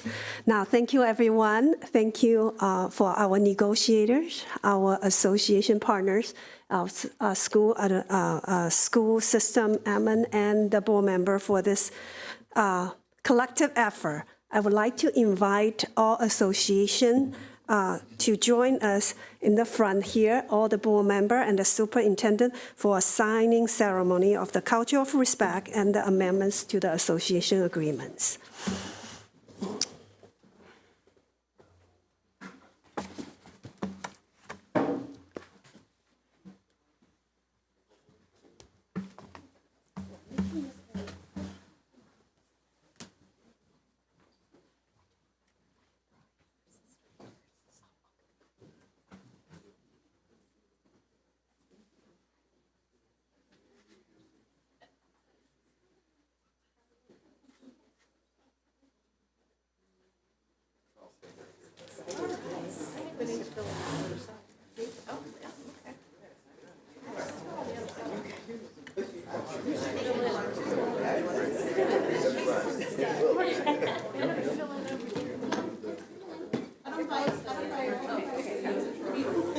Not today.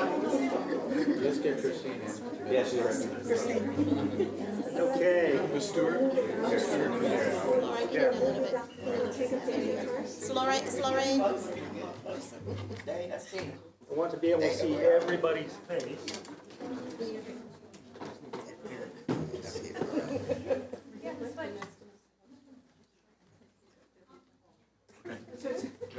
Is everybody here? Okay. Looks good.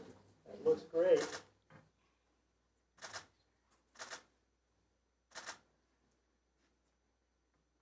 Everybody got it? Yep. Okay. Thank you. Okay, thank you. Thank you.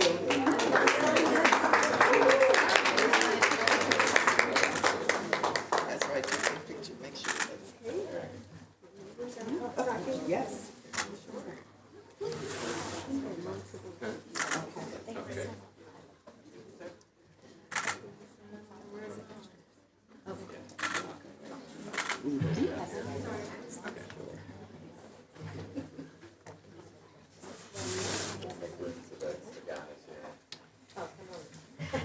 Good. Yeah, David, get in there.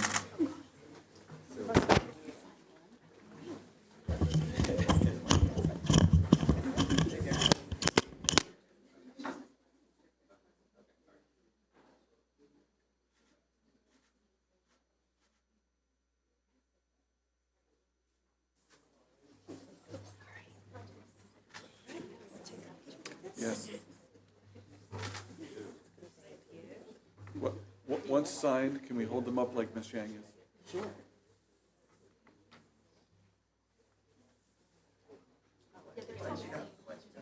Sorry. Hold it up. Yeah.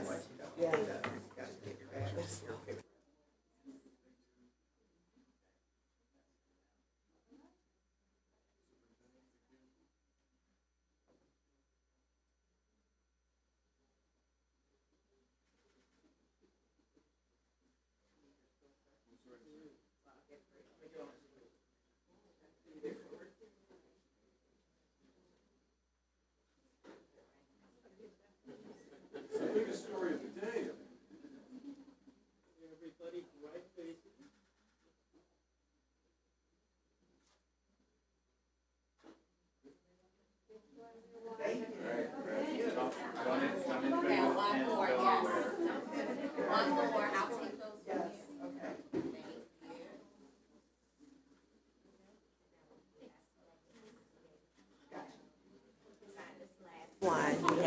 everybody.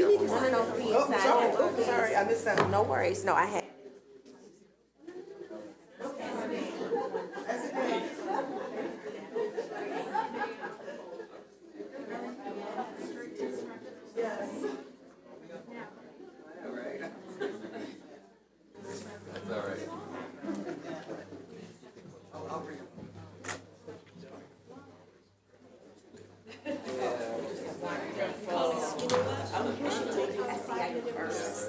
Yeah. You want your members out? You want your members? Yes, please. Yes.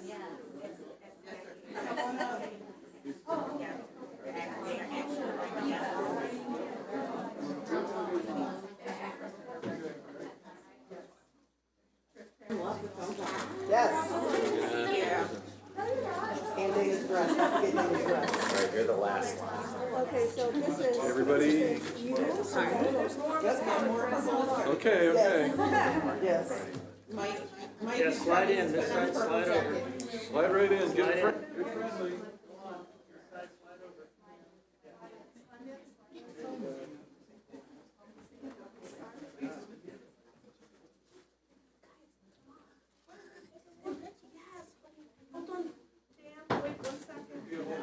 In a second, we've got a couple of board Because there's an actual contract to be signed. You ready?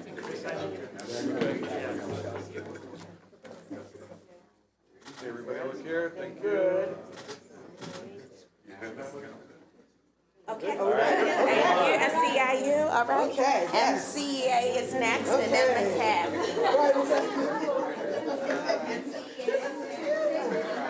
I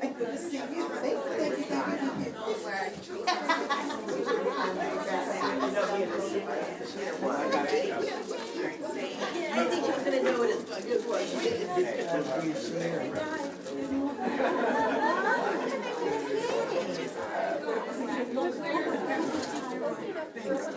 Smiles. Smiles.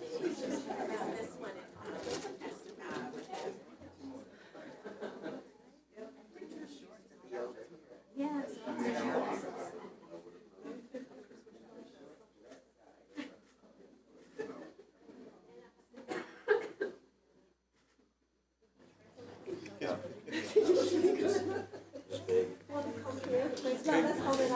Yeah, David, can you hold it up? Yeah.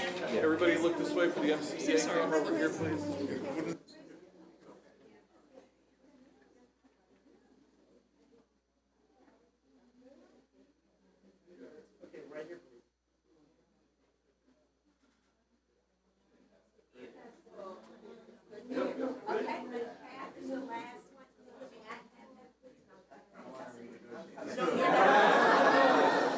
No pre-opener.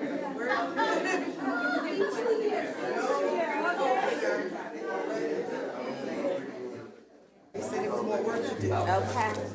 Okay, Dr. Handy, come on over.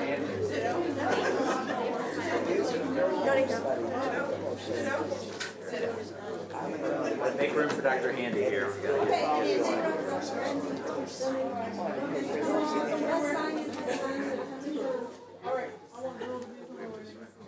Are you signing on the wrong one? Nope.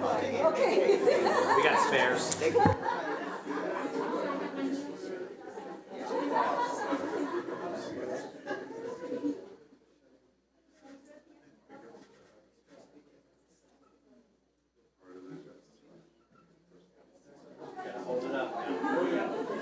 Yeah, hold it up.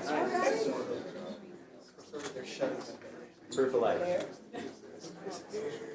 Looking good. All right. Thank you so much, everyone. Yes, that is the last one. Yes, that is the last one. Oh, yeah, I know.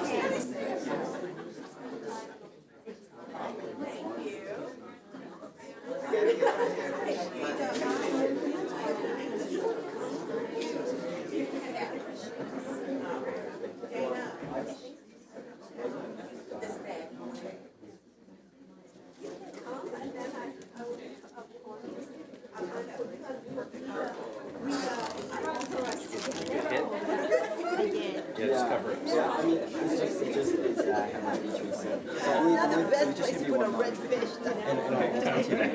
Okay. I don't know if that's the best idea you had today. Not today. Okay, we are ahead of schedule. Yeah, but then you would have made the recess. No, because the recess is built in here. Why don't we just do it now? Because it's going to change. Yeah. Say it. Announce it. Okay, we are going to have 5 minutes, strictly 5 minutes recess. Then we'll come back for the rest of the agenda. Excellent. Okay. That's great. That's good.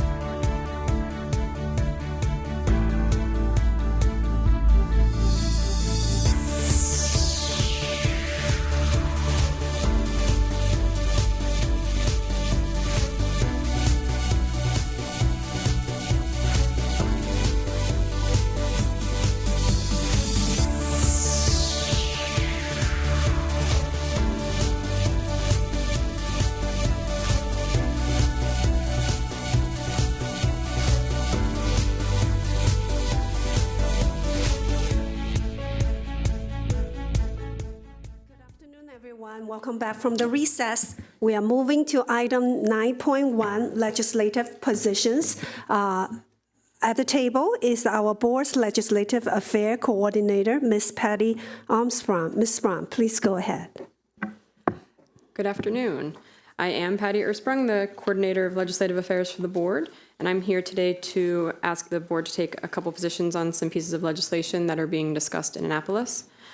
Just as a kind of update of where we are in the session, yesterday was what we call crossover day, and that is the day that any bill that either chamber is going to pass must be passed and sent to the other chamber in order to guarantee a hearing, and hopefully the bill will then continue forward to be passed. If the bill has not crossed over by yesterday, it doesn't mean the bill's dead, but the path forward is a little more challenging.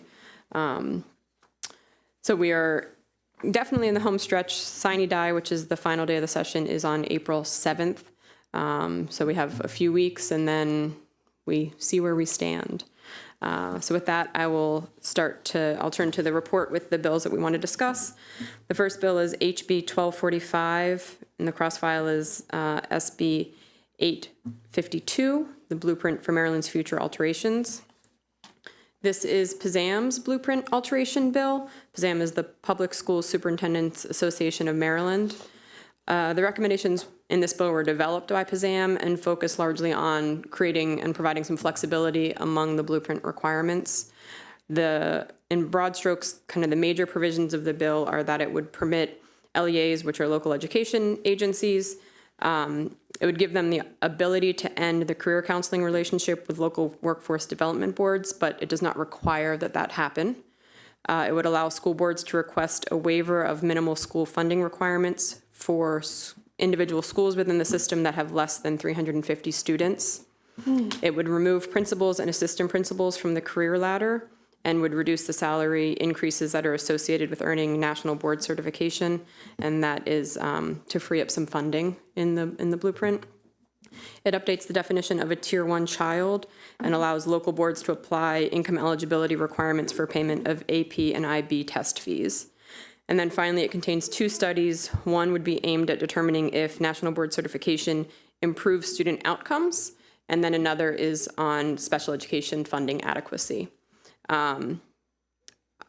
This bill, like I said, is aimed at kind of creating a little bit of flexibility within the blueprint.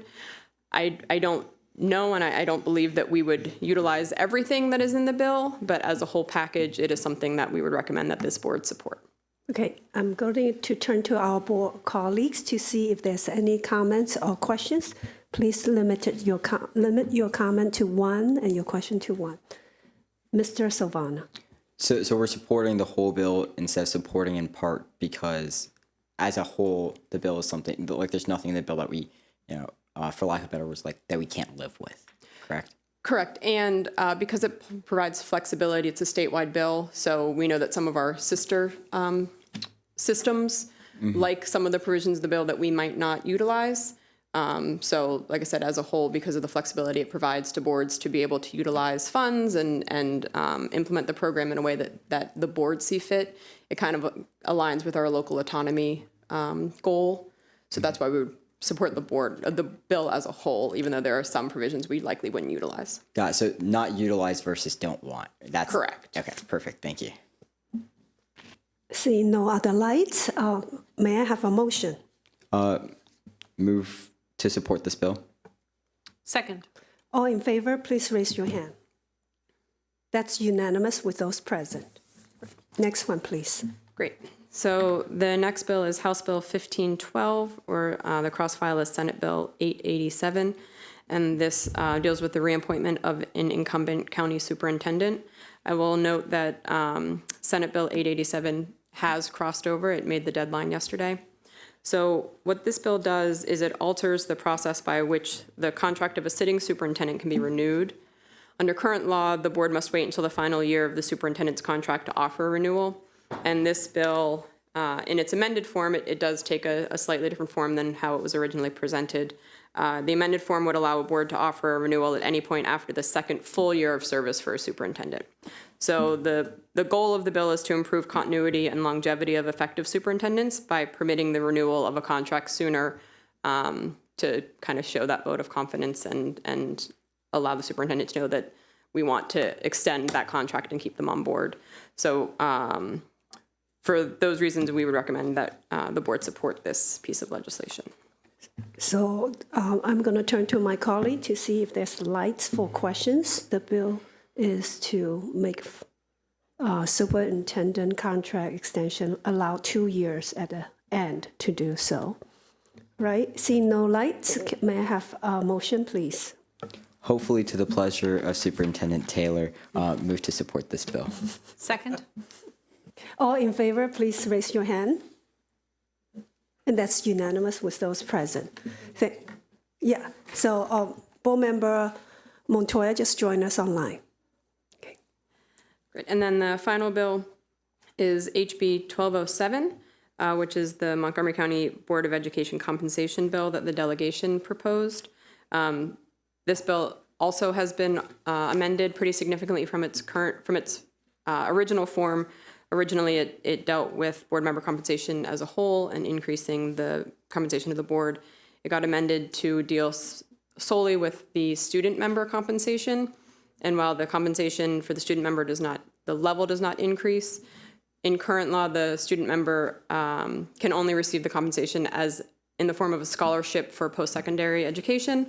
And this bill would allow the student member to receive their compensation either as a scholarship, a stipend, or a combination of the two.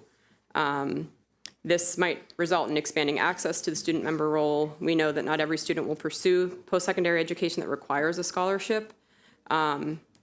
We as a system and the blueprint requires that we focus on being college and career ready. So students who might want to choose a path that takes them directly into a career would not necessarily need a scholarship. There are also students who have to work a part-time job to help with family finances and can't afford to not have some sort of employment where they are compensated in order to do this work. So switching the compensation model from only a scholarship to a scholarship or a stipend makes the position of student member of the board available to a larger group of students. So we see this as kind of a matter of equity. And for that reason, we would recommend that the board support this piece of legislation. Okay, gonna check to see if there's any light. Mr. Silvana. Yes, so having followed, the House delegation meetings closely, I'm glad to in a moment motion to support this bill. I also just did want to say, when it comes to equity in our school district, right, when we think about the student member of the board role and just the Board of Education role in general, we want to be as representative as possible, right? The opportunity cost for a student to hold this position, to be, quite frank, is a lot more than $25,000, right, in terms of the scholarship. If I was working the hours that I work at the board at a minimum wage job, I'd be making more than I do per hour here, right? And I have to give up a lot in terms of extracurriculars, as have my 46 other predecessors. So, a lot of the conversation around the bill that got to this point, had some sort of had a lot of debate over those things, but glad to be in a moment again motioning to support this bill just to increase the equity for our future student members of the board, and I'm glad to hopefully get this passed across the Senate and see if we can get this done for our students. Thank you for that comment. Seeing no other light, checking one more time. I don't see any other light or raised hand, so may I have a motion? Move to support this bill. Second. All in favor, please raise your hand. Thank you, everyone. That's unanimous with all of us. All right, so Ms. Osborne, is that all of the bills we are taking action today? Those are all the bills I have for you, yes. Thank you so much. Let's move on to the next agenda item. Agenda item 11, which is Final Action Policy GAA Workforce Excellence. So for this agenda item,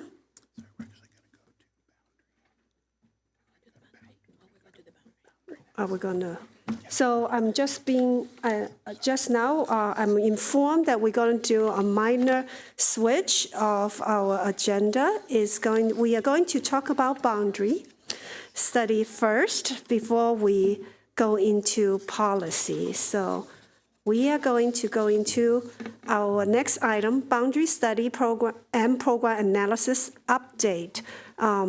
May I have the presenters come to the front table and make sure you introduce yourself. This is a topic of great interest to the board and to the community. We are building in incremental updates so that we can keep everyone informed. Welcome to the meeting. Yeah. Ms. Yang, just procedural point of order. If we could request the board make a motion to revise the agenda to reflect the reordering of the items. Move to revise the agenda to reflect the reordering of the items. Second. All in favor, please raise your hand. Thank you, everyone. That's unanimous. Thank you.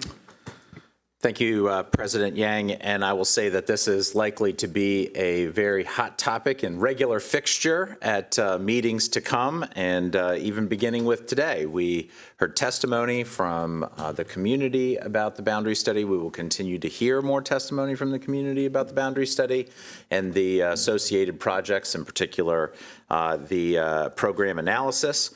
Today, you will hear an update on the current boundary study progress, and we have entered into a contractual agreement on February 6, 2025 with Flow Analytics to conduct and facilitate our boundary study for the reopening of Charles W. Woodward High School, the new Crown High School, and the expansion of Damascus High School in the fall of 2027.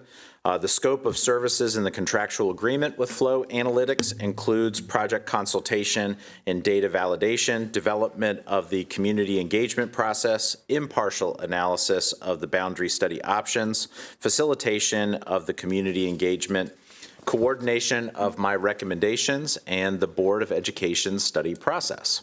Today, we will focus on our initial onboarding and project planning with Flow Analytics and the initial community engagement process aligned to the board's policies, including policy FFA, the Educational Facilities Planning, and ABA, the Community Engagement Policy. The team will return for another update on April 10th, 2025, during the board business meeting to provide an update on the process and to present a draft community engagement plan. We'll also talk very briefly about the program analysis plan as well. I will now ask Mr. Adnan Mamoon, our Deputy Chief of Facilities Management, and our Associate Superintendent for Curriculum and Instruction, Nikki Hazel, to present. Good afternoon. Can we get the slide deck up, please? Thank you. So good afternoon. We are here to provide an update, as Dr. Taylor already said, to talk about what we have done so far and what is currently happening. There's a lot to update on that front, and as well as give you an update and preview of what's to come over the next few months. So before we start our discussion today, I would like to take a moment to acknowledge some of the feedbacks as we have started engaging with our community partners and in our effort to have a culturally responsive community engagement. There's an overarching theme that we have heard from the community members about their experiences that they have had in the past boundary studies. We are utilizing that feedback as we move forward with our study. Many of the community members have shared their frustrations about a lack of communication and the trust in the process. So this is why we're going to be, using this opportunity to try to do this in a much more comprehensive way. We're committed to ensuring these studies are conducted in alignment with our board policy, FAA, as well as the board policy, ABA, which is our community engagement guidelines. So what has happened so far? We have contracted with Flow Analytics. We have had multiple meetings with them to start talking about our data that is going to be analyzed for the boundary study. We have also put together a cross-functional project team from across MCPS, different divisions, including facilities, transportation, food and nutrition, academics, and we're meeting with Flow on a regular basis to start discussing about all the data. And then we have also put together a community advisory group that is from the different organizations within the community, and we're, engaging them to prepare the community engagement plan that we will bring to the board on April the 10th. And then in the next few months, we're going to start going out to the community and start informing. The first set of meetings is going to start happening in April. We'll talk a little bit more about that as we go further down the presentation. And then in May, we're going to start presenting the boundary options to the community. Next slide, please. So there are, in parallel to the boundary study, there's Ms. Hazel is going to talk a little bit about the analysis of the programs that we have in our secondary schools. We have kind of divided the efforts into several phases. So we've already finished the first phase, which was for the boundary study, which was to finalize our contract. We're currently in the data collection phase, as well as initial community engagement meetings. And then between May and July, we're going to have developed boundary scenarios and present the options to the community and provide the community opportunities to provide us feedback about these options. And then over the summer, those are going to be the feedback is going to be analyzed, and back in August and September, when the schools open back up, we will go back to the community for any updated options to and provide opportunity for the community to provide more feedback. And then October through February is going to be when the final analysis is going to happen, and we're going to sit down with Dr. Taylor and in creating the superintendent's recommendation, and that's going to be taken to the board in February, and the vote is due in March. This is for the boundary study. I'm going to hand it over to Ms. Hazel to talk about the program analysis. Thank you. So as was stated, we are doing a program analysis of all of our academic programs across the district. And our goal ultimately is to ensure that we have equitable programming for all of our students across the district. And so this program analysis includes all of our programs, and so it's all schools, so it goes actually beyond our boundary schools that we're focusing on. Our first phase was to collect data to ensure that we were very clear about all of the programs, who's in the programs, where they're located, demographics, and the implications on operations as well. So that piece is finished, and we are putting that together and packaging it for you all and for the community to better understand where we are. And now we are in the second phase as we are working to ensure that we have an advisory group. Our goal is to have some of the members from the boundary advisory group join our group so that there is some consistency and understanding the process and what is taking place. But we want to make sure that we have a nice group of members on our committee from all parts of the community in our district, our students, and our staff who can really give us some good input on our programs, and we will develop a framework for our programs, hopefully by the end of next month. It's a tight timeline, but that is our goal, to be able to develop a framework so that we're very clear about what we want for all of our students in the district as it relates to equitable programming. And then as we move into our later phases, we want to work alongside of Flow Analytics and our facilities team to ensure that when they are presenting boundary options, that there are also programming options that go along with it. And then ultimately, as you can see there, as we begin an implementation phase, we will ultimately get to our elementary schools as well. But it is very important for us to have a clear understanding of what our high school programming will look like, where programs will be located in the district over time, and then be able to kind of have that vertical articulation for our elementary as we move forward. So that is the high-level plan. If you could go to the next slide.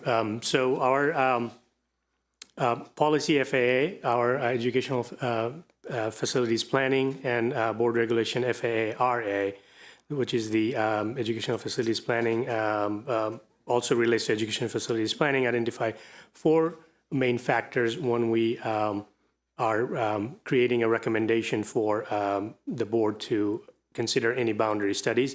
These factors include demographic characteristics of student population, geography, stability of school assignments over time, meaning making sure that students are not getting moved multiple times during their experience in one school. And then obviously one of the other factors is facility utilization. This policy guides the educational facility planning process and leads to the equitable and fiscally responsible and educationally sound decisions while promoting public understanding for these processes. When developing recommendations for the board, the superintendent of the school will provide a rationale for each recommendation that demonstrates the extent to which any recommendation advances any of these factors listed here. While each of the factors will be considered, it may not be feasible for an individual option to be able to adequately address all the factors listed here. So that would be the decision point for the board at that time. Go to the next slide, please. So these are some of the initial engagement that we have already started talking about.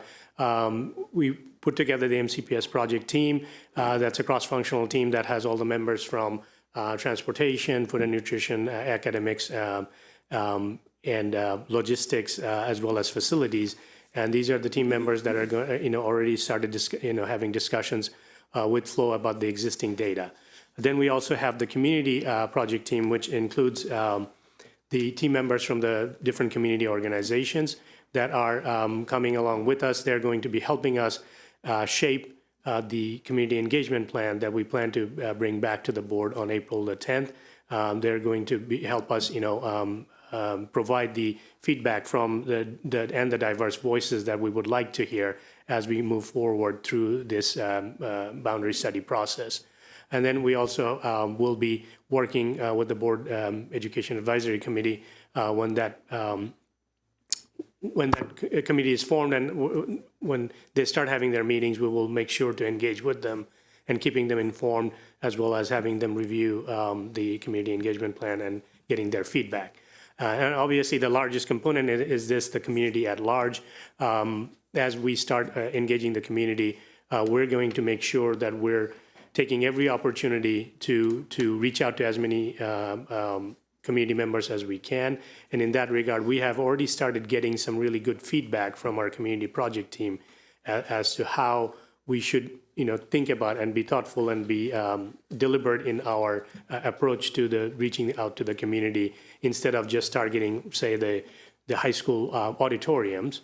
Some of the feedback that we have received is to also have these meetings in the middle schools and the elementary schools, because by the time this boundary study actually goes into implementation, these are the students and the families that are going to be coming into those high schools. Next slide, please. So as far as the community engagement, our commitments is to adhere to the board policy ABA and to develop and promotion of inclusivity, cultural responsiveness, and anti-racist engagement. And these are the things that we're going to put together and present to the board on April the 10th. And then, our commitment is to engage the stakeholders who reflect the community's diversity and experiences. And to that regard, we have reached out, and in our community project team, we do have a diverse group of community members, and we're still working with other groups, and we also are going to be working with Mr. Savarna to engage some of the student members, that we could get the student voices as we move forward with the study. We also are planning to meet with the Faith Council end of this month to talk to them about providing some additional members, so from different portions of our community, to help us give feedback throughout this process.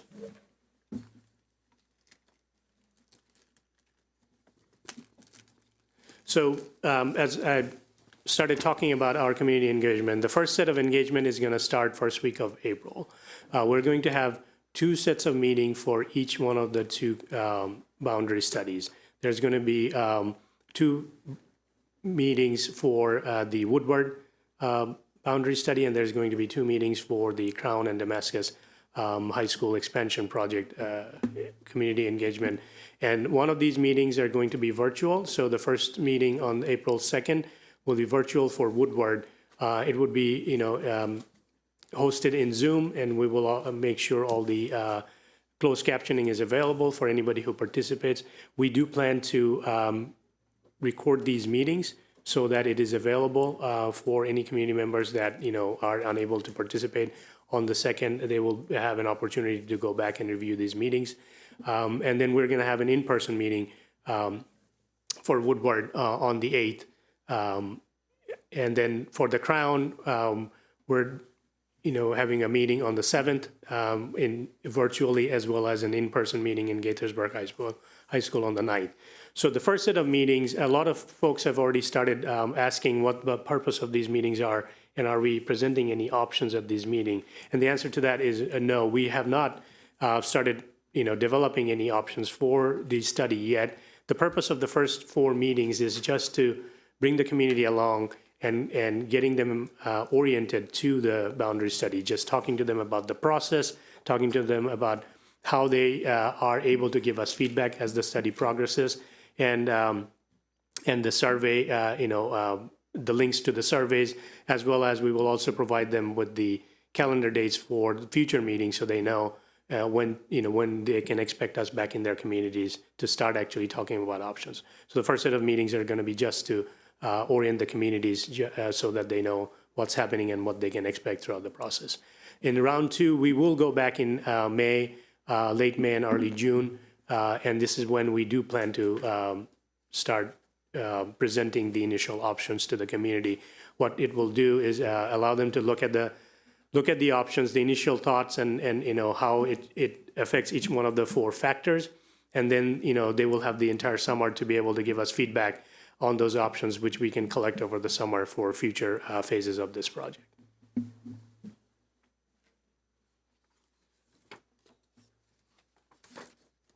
Sorry, there, first slide.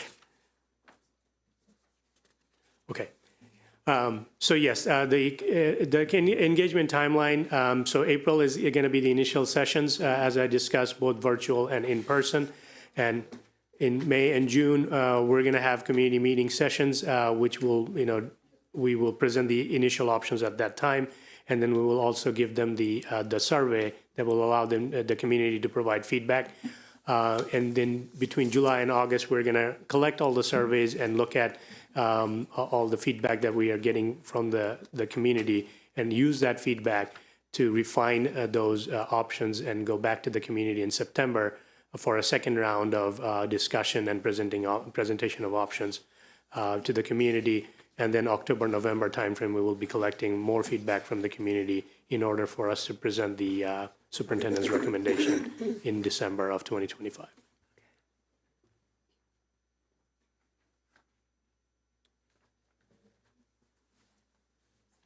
I think that is the, yep. So, so essentially, that was an update on what, what has been happening with the boundary study, what has happened, what we're doing currently, and what we plan to do in the next few months. As Dr. Taylor has already mentioned, that we will be back on April 10th with our community engagement plan for a discussion with the board at that time. And now we will open it up for board member questions. Thank you for the presentation. Now, I know the boundary study are not just about adjusting the school zones. It's also about our planning for the future. And that's why we have both the boundary study and the program analysis happen at the same time. Now, so I'm going to open up for my colleagues for questions and comments. I'm going to start from my right-hand side, and then I'll go online. So, Ms. Stewart, one question and one comment first. Rob. Well, first of all, thank you. I'm so happy that we're getting started, and the message has gone out to the community that these meetings are coming up. I did get some feedback that the first meeting is at Walter Johnson, the DCC, which is 5 high schools, huge community. They're feeling nervous about this whole process just because the discussion of Woodward really started, to tell you the truth, in the WJ cluster. And so to get buy-in from the community, knowing that we have Einstein, which is hugely overcrowded, and Blair, which is the biggest school, I think, in Maryland. And crowded, and also Wheaton, which is bursting at the seams. They want to know that they will have input that will be seriously listened to. And so I know the meetings have been scheduled, but whatever we can do to get the GCC to show up, and if that means possibly after the first meeting, if you see a low attendance rate, to schedule something to kick this off in the down county, it would go far so we have a level playing field from the very beginning. And some of this is perception, but it is a perception. So thank you. Ms. Wolf. Thank you for the work you've done so far. My big concern, of course, is program evaluation because, as you know, East County is not in the boundary study. At least the Northeast Consortium is not. So, you know, we heard Bridget Howe ask several very good questions about the program evaluation. And when I started thinking about, I think I know the answer, maybe I don't. I think it would be a good idea, and you could tell me how much, I don't know how much work would be involved in this, to put up a Q&A about it on our website or whatever website that you think it appropriate to go on. But I think it would help people understand, and the Q&A needs to include why now? Why now when you're doing a boundary study, they don't seem to be related. So how is this going to be integrated into that? Now, I know that you said one question, but these questions won't make any sense if I have to wait to go all the way around. So I'm just going to go on with my other one. I think that you're doing a lot of community outreach for the boundary study. I'm wondering, don't we need community outreach so people understand program evaluation, so that they understand how this is going to impact them, even though they're not a part of the boundary study, and they get buy-in and feel like they're part of whatever is being decided? Because right now, there's no feeling that anybody cares about what's going on over there. It's sort of like starting to feel like an island unto itself. And so I think it would be really important, while you're having these initial community meetings, that you have a few initial community meetings over in the East County so that we don't feel left out of everything. Plus, I think program evaluation could have an impact on a lot of things if you do this right. And the fact that East County is left out kind of raises the question, and I'm going to keep saying that, by the way, so you could get used to it, kind of raises the question of the CASE program over at Sherwood. By Sherwood not being a part of the Northeast Consortium, I think it misses out on students who might think about going there because there's no bus transportation over to Sherwood from where we are. So that's just something that I wanted you to think about, because we're really starting to feel like an island unto ourselves. And I don't really like that feeling. Thank you, Ms. Wolf. Okay, so I'm going to go to Ms. Rivera Alvin. Thank you. Did you want to answer or no? Okay. Yes, you did? Okay. Can you turn on your mic, please? Yeah, So if you I was want to going answer, to respond to turn on that, but I didn't know whether we are waiting for everybody to make their comments, or should we respond? Mr. Mamoon, I appreciate that. If you would like to answer a board member's comment, turn on your light, and then we will have you answer the question. Yes, thank you. Okay, sorry. So going back to your comment about the engagement, so that is an excellent point, something that we also talked about as far as, how do we reach out to the, broader community. The idea behind the first two meetings were that, yes, these are extremely important meetings. These are, again, mostly talking about the process, but not necessarily actually talking about any of the boundary options. And so these are very important meetings. So we try to do those in locations where, their public transportations are available, which is why we, picked the high schools that we did, as well as, Gaithersburg High School being one of them for the first round for Crown. allows us to, allow more people to join.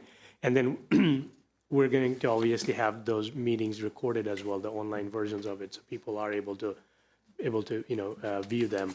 And as we move forward with the future phases of the boundary study, we're going to be scheduling these at different high schools for different rounds.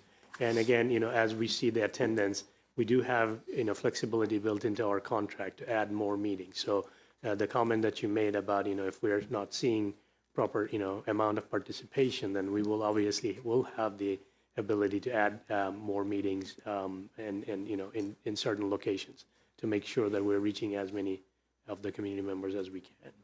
Just as a quick follow-up, being that that this is it for the rollout, we want to make sure that at least it is going out directly to parents through communication systems, through the Remind, through email, in different languages. So we won't get the message back like, oh, we didn't know this was happening.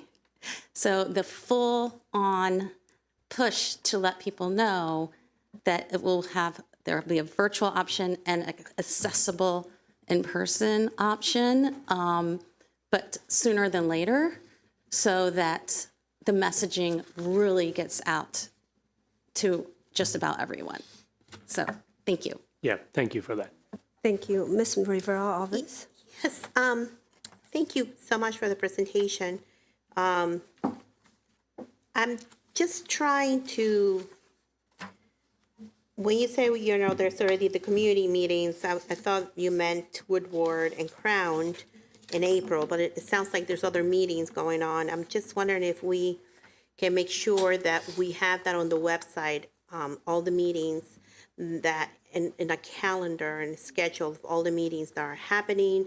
If there's a meeting coming up, if we can highlight that for that week so people know. And on Mrs. Wool's point about the Q&A, I think it's a great idea. I think we even should be explaining what a program evaluation is, what goes into a program evaluation, what are the ingredients of a program evaluation, right? Not just assume that our community members already have, right, that they're all like great evaluators, but just, to give our community the tools in order to be able to be engaged in this, and to keep in mind that we have a first generation. We are a very, multicultural, diverse community, that we have a lot of people that have not been engaged because sometimes they don't have the tools. So they feel out of place. So I would like us to figure out how we can do like a toolkit on how to go through a boundary, and you can share it with me too, boundary evaluation. And when you have all these committees, right, this advisory committee, the project team, the MCPG project team, the community at large, I know there's going to be communication, but I think it's important of when the communication is being taken.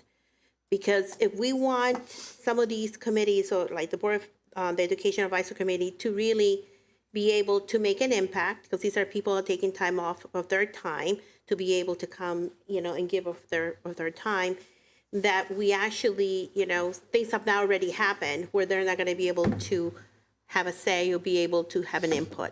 So I'm hoping that there's going to be a way of communication that is going to be just very clear and coherent to be able, and synchronized, right? So I'm hoping that everybody's calendars and times are, you're all going to share all that good stuff, and then be able then to have cohesiveness into the process. Thank you. Ms. Silvestri. Yes, very much looking forward to the larger comprehensive community engagement plan that you will present to us April 10th, I think you said. And these two kickoff meetings, we got to get them right, because this sets the tone for the whole process going forward. So no pressure, but just wanted to emphasize that point. And just a point of clarification, the program evaluation, Ms. Hazel, I heard you say it will include elementary school programs. Could you clarify that? We will begin with analyzing high school and middle school first.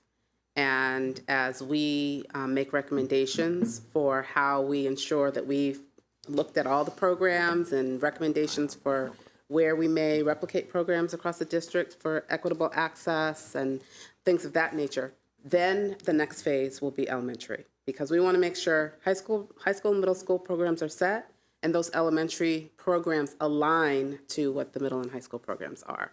So we want to get that down first, and then the next phase will be elementary. I just want to add one sentence to that. Thank you, Madam President and Ms. Silvestri. A good way to think about this, and also why it's good to look at the secondary just in general when you're doing any kind of boundary adjustment or any kind of program adjustment, is you really need to conceptualize this of where you want the students to end, and then backward map how to get there in the most effective and efficient way that you can. So it is smart for us. Perfect world, we do all of this all at one time, but even if we were to do all of this at one time, as impractical as that would be, we would still scope and sequence it in this order, because we would want to start with what the aspiration is for an endpoint. What are we expecting of a graduate to attain? And then what programmatic decisions need to inform how we get to that point? So what Ms. Hazel is talking about is, as we're ramping up, it's really about as we're mapping backwards. Thank you. Mrs. Zimmerman? Thank you. I also, I appreciate all the work that has been done on this update. Appreciate that also that a lot of this work is being done in-house in MCPS. Thank you for that. I also have a question about our program study. And it sounds like there's some confusion about what are kind of our expected outcomes of this. Like, can the community expect that they're going to see more programs open? Are they expecting to see programs close? Are they expecting to see programs move? I think clarifying that would help kind of ease a lot of the questions. And that is perfect for what we are doing in phase 2. We are taking a look at the data. We have in some areas very low enrollment and low interest, but we have programs running. We have in some areas high interest, long waiting lists, one program. And so we are in a place where we need to make decisions about how do we ensure that those programs that have high interest and there's high industry demand are placed equitably in our district. It may be we replicate programs. Maybe we sunset a program. We need a long-term and a short-term plan for how we roll that out. So that will be phase 2 with our stakeholder group to really make some decisions about, again, what do we want for our students? What's mandatory from the state? And where do we want to be 5-10 years from now with our programming? And looking at it across the district, making sure that all of our areas, East County, everywhere, that there are programs for our students to be able to access. So phase 2 is really outlining that. And then the third phase would be, how do we implement it? So what does the actual phase-in plan look like? So that's what we will be doing, and we'll continue to update the community. We do plan to do a survey, and I think the website, the Q&A, all of that is a really great idea to keep the community updated. Okay, so it sounds like the community can expect that there will be change, but it's going to be based on where we see our student interest and our growth. Great. Speaking of that notification, I know environmentally we try to focus on reducing the amount of paper that we use, but I also can speak that there are many families that check folders and that's part of the routine. Yes. It might be something that we consider in notification across that's something that is easily accessed by everyone, and that's something that we could consider doing. Okay. Thank you. Mr. Savannah. Yes, thank you. I want to say I appreciate the dedication to really receiving student input across all aspects, from the board side to the MCPS side of both of the sort of community engagement partners. really having that focus on student input is important to me. Moreover, even the potential of going into schools during the day and starting to speak to students during that, we don't have to take an entire community engagement session just to listen to the students. And it really frees up some more time for us to listen to all sides of our constituents, right? From our students during potential at lunch, or even during for our community members after school during some of those engagement sessions. I want to say in regards to the program evaluation, true and comprehensive program evaluation really does mean across the county, right? As someone who is bused over an hour, right, to get to a program, right, and it is a very difficult thing to take up, and it was one of the reasons why I left my program, right, because it would have meant an hour to be bused across. But also understanding that if we're looking at program evaluation, a big part of that means that programs can be located accessibly, but they also must be implemented with fidelity to ensure effectiveness. So whenever we're looking at whatever the program evaluation may be, how are we ensuring the effectiveness of these programs to the state that they are currently being seen at, or how are we improving them beyond what we're seeing them in? It's not enough to just put a program somewhere and say, well, we gave you accessibility, if we're not going to give the resources to support it. And I believe in MCPS to give the resources to these programs to really help them and make them thrive. And then my final thing is really about the access to information. So I think that an update on dedicated, can we get an update on the dedicated redistricting page that we were talking about a while ago? And then also, any materials that we're talking about with regards to redistricting and the program evaluation should really be easily accessible. And every single piece of material that we're putting out to the community should be available in one space, one page on the website. And I would really even go as far to say as including a tab at the top of our website for this, because it's such a big part of what our community is going to see over the next couple of years, that I think it's that important that we would really do that much. I understand that's not possible, but I do believe that we need to make the communication as accessible as possible, and access to information should not be a barrier to entry. Thank you. I'm going to go check online to see if Ms. Montoya has any comments or questions. Go ahead, Ms. Montoya. Thank you so much, and I apologize for having to step out and take the remainder of the meeting from home. I just wanted to say thank you to both of you and all of your staff and all of the other MCPS staff. I know that these are two very large lifts, and it takes a lot to organize, and it takes a lot to gather all of this information and put it into a coherent approach. So I appreciate that. I appreciate these slides. They're very clear. It gives me a snapshot of all of the important information. I'm going to carry this around in my bag so that when people ask me, I can provide them with these times and date and timelines. So I just wanted to say thank you, both of you, for providing some clear slides for us today. Thank you. I have a comment. So tag along with Ms. Montoya's comment.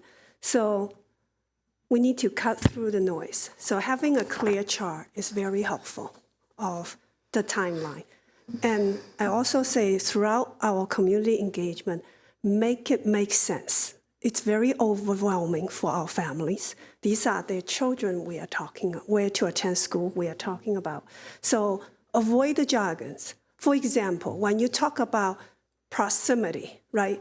Actually, just be simple, say, hey, this might change this bus route. This might means this neighborhood might need to take the bus, or this means this neighborhood can walk. Cut through some jargons when we do that.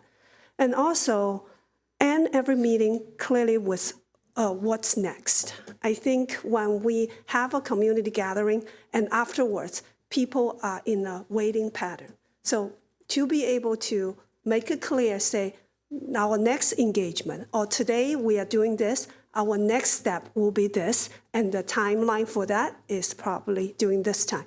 That will be very helpful for our families. And one more thing is, set the expectation. What are the chances in a school system with 160,000 students, everyone is happy any single day, right? And the same with boundary studies, that these are difficult conversations that we know that the end result, not every family will be happy with the end result. However, in our effort, we need to be clear. We need to gather all the feedback and make clear rationale what the final recommendation is and why we are making those recommendations. So in the whole process of boundary study, I think that setting expectations and making an effort to meet our expectation is like of clear communication, robust community engagement is important. My final question is, when you are going out to do when you do the Zoom session, and that page, would that be posted, and how would that be communicated beyond our regular email to our communities? Yeah, so we are working on many different ways of getting out, not just the email. We're also considering getting it out through our partners, to the county offices, their outreach. We're also, as one already was mentioned about, maybe having a piece of paper with a QR code or a link to the meeting that goes out in the backpacks to the students. So we're looking at the broadest way possible for us to be able to get that information out. And as far as Mr. Savarna's question about, there is a dedicated website, but I love your suggestion about making sure that there's a link to it on our main page. So when people are visiting our main website, that there's one of the things like a banner maybe that says boundary study, and then but we do have a page, so folks are able to get the information not about the meetings, previous recordings. Any of the information will be available on our website. So I appreciate that using other organizations, trusted community organization, or community connectors, it has proven to be very effective in the past in the county. So I hope we can continue to do that. All right. Are there any other lights? Ms. Stewart. So not to throw a wrench in the, I'm going to say the wrong saying, so I'm just going to stay away from sayings. The transportation study, that was also supposed to be happening soon. There was community members and other people set up to talk about the transportation study. The reason I'm bringing that up is that when we do our program study, transportation has a lot to do with that. And so I don't want to miss an opportunity to fix some of the complications that happen today with our programs in transportation, and also knowing that there's other modes of transportation that can be used now, because some of that changed at the state level about what's allowed. And this could open up flexibility, and also looking forward, maybe even to work on healthier start times. So what's happening with the transportation study along with this other huge study that's happening? So I can't speak to the study. However, we are working very closely with transportation with the program analysis and plan. So they are working alongside us as we are mapping out any programs for the future. Transportation and facilities are working with us. So they are very much included in that plan. I don't know about the study. Yeah, for the boundary study as well. I mean, we do have, as we mentioned, our cross-functional team that is working with Flo very closely, includes, our transportation team. Then, because, obviously when we're talking about boundaries, one of the first things we start with is the walk zones, and then kind of work our way out. And transportation's been involved in those communications and those discussions as we start. So they will be part of this entire study process as we move forward. Is the transportation study still happening, or is that on hold? Or do we know? I believe that we do have that in the works, and there's a component here, and if Kat Melchody, if you want to come forward to talk a little bit about Perfect World, all of these things dovetail into a new reality for MCPS that's a lot more efficient than the one that we're working with right now, and transportation is a big part of that.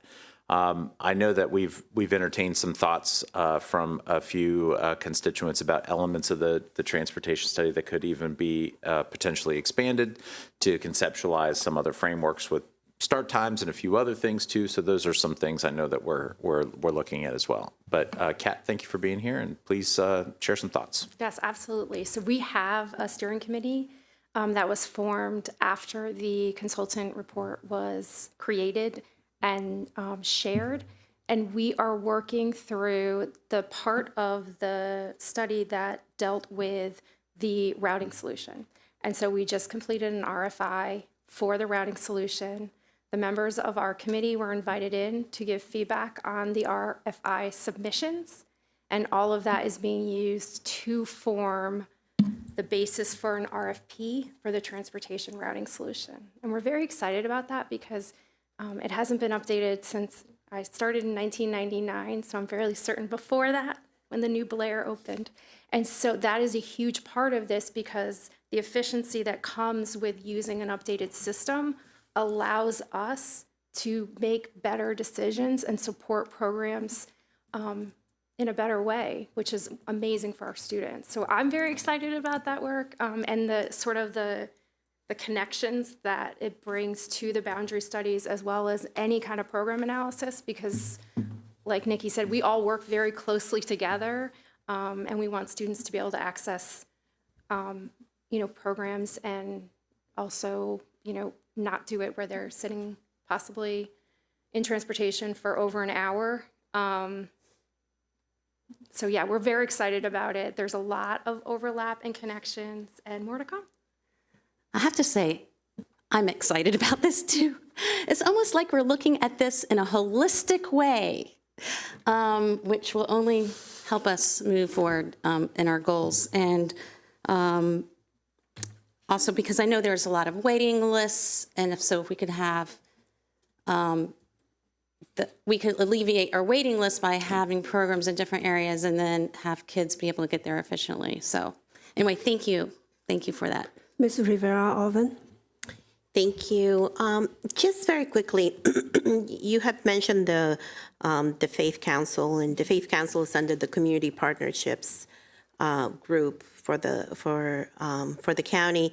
So I was just going to also highlight the fact that they have the other groups where many folks are very, very involved, and they have a tap into a larger community that they represent. So my hope would be that you will share that information or even do a small little presentation to them to make sure, that engagement happens. But as to Ms. Sylvester's point, no pressure, but you really, those two first meetings are very crucial to setting the tone. I have a question. I hear the word transportation study.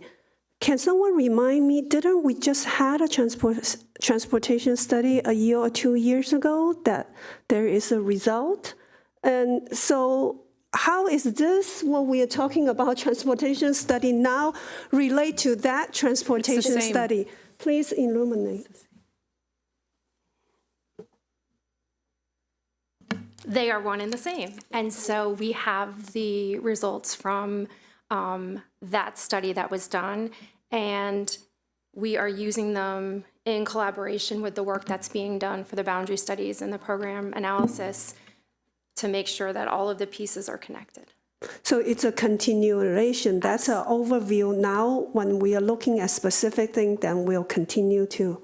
Absolutely. And as Mr. Mamoon said, we have a lot of members of our transportation groups, internal as well as external stakeholders from our community partners involved in this as well, which is really exciting. And how long will this transportation study take? Is it the whole duration of boundary study, or what are we looking at timeline-wise? I think it'll be a part of the process for as long as this process takes, and then beyond, because the program analysis will continue throughout, and so the initial phases will sort of dictate what comes next and how we can support, sort of the next phases of program analysis. So it seems to me the scope of work is getting bigger and bigger.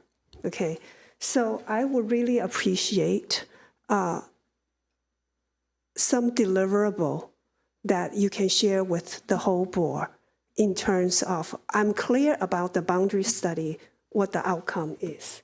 But what are the deliverables for the program evaluation and the transportation? And I know that improving the school system is an ongoing journey in all aspects. But in terms of what we are talking now, what deliverables are we talking about? I would like us to have a very clear idea. Thank you. Ms. Silvestri. Maybe Dr. Taylor wants to clarify first. So I'm going to make this even muddier and say that there's a whole lot that will be influenced by the boundary study that will create other deliverables that we need to review, because this will influence our nutrition program and the size, space, and utilization of our cafeterias. This will impact our staffing plan dramatically and shift human capital in a lot of different places throughout the district. So I think you're right to ask about the multi-faceted deliverables that will be a part of this. We can absolutely see a concrete map on a piece of paper that shows where the general attendance zones are of a homeschool. Deliverable, check. We can see a program of study that articulates pathways at our secondary schools and eventually our elementary schools, that shows what course offerings are at what schools and what the processes might be for elective programs or elective academic opportunities. Check.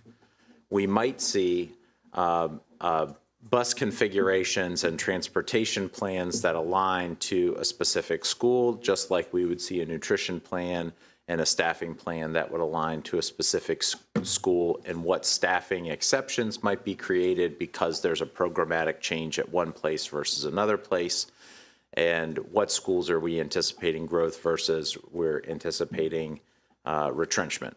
So I think some of the deliverables, fortunately, are a part of things that we already create, and they just need to be presented and articulated in the way that the team is making them as a part of this process. I think it is really important that the board pointed out that there is not a whole lot of enthusiasm behind the boundary study maybe right at this moment, because it doesn't feel like there's a lot of impact, and that there are geographic parts of the county that need to be brought into the conversation. But the reality is that the boundary study and its ripple effect will literally affect everyone in some way, shape, or form. And so being sensitive to that and making sure that the board sees deliverables and that we can tie those changes to the changes that are really happening as a part of these attendance boundary changes is really important for the community to see. Yeah, both in a practical way of impacting everyday life in the school district, and also from the board's point of view for any project, the oversight. So without a clear understanding of our end deliverable and the milestone to hit that, we will appreciate having that to stay on top of all of this. Yes, Ms. Silvestri. Just back to the transportation issue, just making sure I'm clear. There was a transportation study that has concluded. You used the consultant, the board got a report. What you're referring to as a transportation study, it's like analysis, right? It's like as we're going through this boundary study process, there is a transportation analysis that has to happen for all of this to work. Am I understanding that correctly? Yes, that is correct, because any changes in the programs as well as boundaries are going to have impact, which is why we do have, transportation is one of the biggest partners in this whole conversation. Okay. So they're part of the core group. Just wanted to clarify for our audience that the study is one thing, and this is an analysis which is part of the boundary process. Thank you. Seeing no other lights, I want to thank you for your work and your presentation. We anxiously wait for the April 10th update. Next, we are going to move to our policy discussion. I'm going to ask the team from General Counsel to proceed to the table. We'll first to talk about the final action for policy CAA workforce excellence. On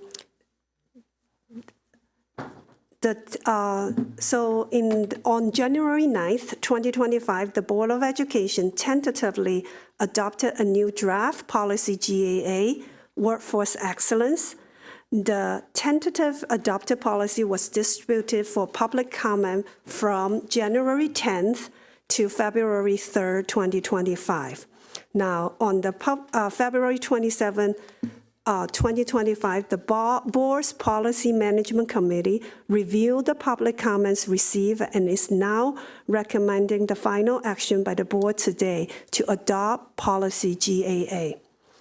In considering the public comments received and the Policy Management Committee's review, policy GAA is being recommended for final action to ensure that all employees in all positions share and contribute to the Board of Education's core mission of preparing for all students to thrive. The updated and amended policy emphasize the importance of robust professional growth options for employees and establish the three key functions of a professional growth system for MCPS employees. I would like the staff to walk us through the revisions that we received after the public comment. Good afternoon, and thank you, Mrs. Yang. Good afternoon, members of the board and Dr. Taylor. So I was asked to just give you a high-level summary, correct? Yes, okay, correct. So I just want to pull out a few things. So you remember when we discussed this at tentative action, we were directed to substantially revamp this. And as Ms. Yang said, about putting students at the core, and we wanted to discuss the importance for GAA for putting into action your board values that you expect all employees to experience in the context of an MCPS professional growth system. So there's three interconnected functions of a professional growth system. Onboarding, which is role-specific skills, learning-focused evaluation to keep our employees' skills sharp for the jobs they have now. The second component is looking ahead to the ways our employees can move ahead and move into greater areas of responsibility and leadership with professional learning and opportunities for career advancement. This is how we draw out personal interests and retain our talent.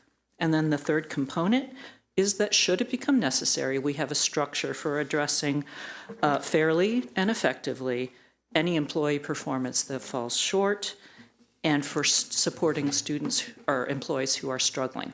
So one component that came out of the comment period was the interrelationship of the PGS, the Progressive Professional Growth System, with the Employee Assistance Program. So we want to highlight the close connection of the two and draw attention to how the EAP, or the Employee Assistance Program, nurtures employee well-being, mediates concerns that might manifest in the workspace, and provides supervisors with the professional learning they need to foster leadership skills. So about onboarding, I just want to highlight a few things. There were a number of comments about onboarding new employees, for which we've recommended some expanded language about the need for all employees to be welcomed with role-specific knowledge and training on system-wide compliance requirements. We do not recommend drawing out any one category of position at this level of policy for onboarding. Specifically about professional learning, we have added language about a balance for role-specific learning and also the system-wide compliance training, such as the annual training that we require of all employees, but also the importance of incorporating employee feedback into the content, design, and relevance of the professional learning they are provided. So we've responded with some updates there. We talked with you previously about how supervisors are the day-to-day face of the professional growth system, because it's their job to provide routine support, supervision, and learning-focused evaluation essential to workforce excellence. So, and this is my last comment, Mrs. Yang, so we added language about a clearer statement that there shall be a shared responsibility between MCPS leadership and supervisors in all MCPS schools and offices for timely and effective professional learning, support, and evaluation. And I will return the discussion to you, Mrs. Yang. Yeah, before I turn to my colleagues for question, can you both introduce yourself? Just jumped right in. My name is Sally Davis, and I'm the Super of Policy and Regulations in the Office of the General Counsel. Good afternoon, James Kutzos, Acting Director within the Department of Compliance and Investigations. Thank you for being here. I'm going to go around the table and online. I see no lights. So can you please see no lights? You can go ahead and read the resolve portion of the resolution.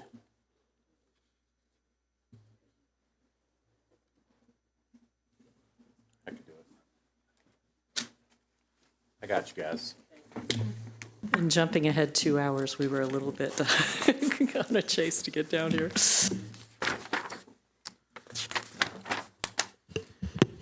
Resolved that the Board of Education adopts the Board of Education Policy GAA, Workforce Excellence, as updated in the attached response to the public comments.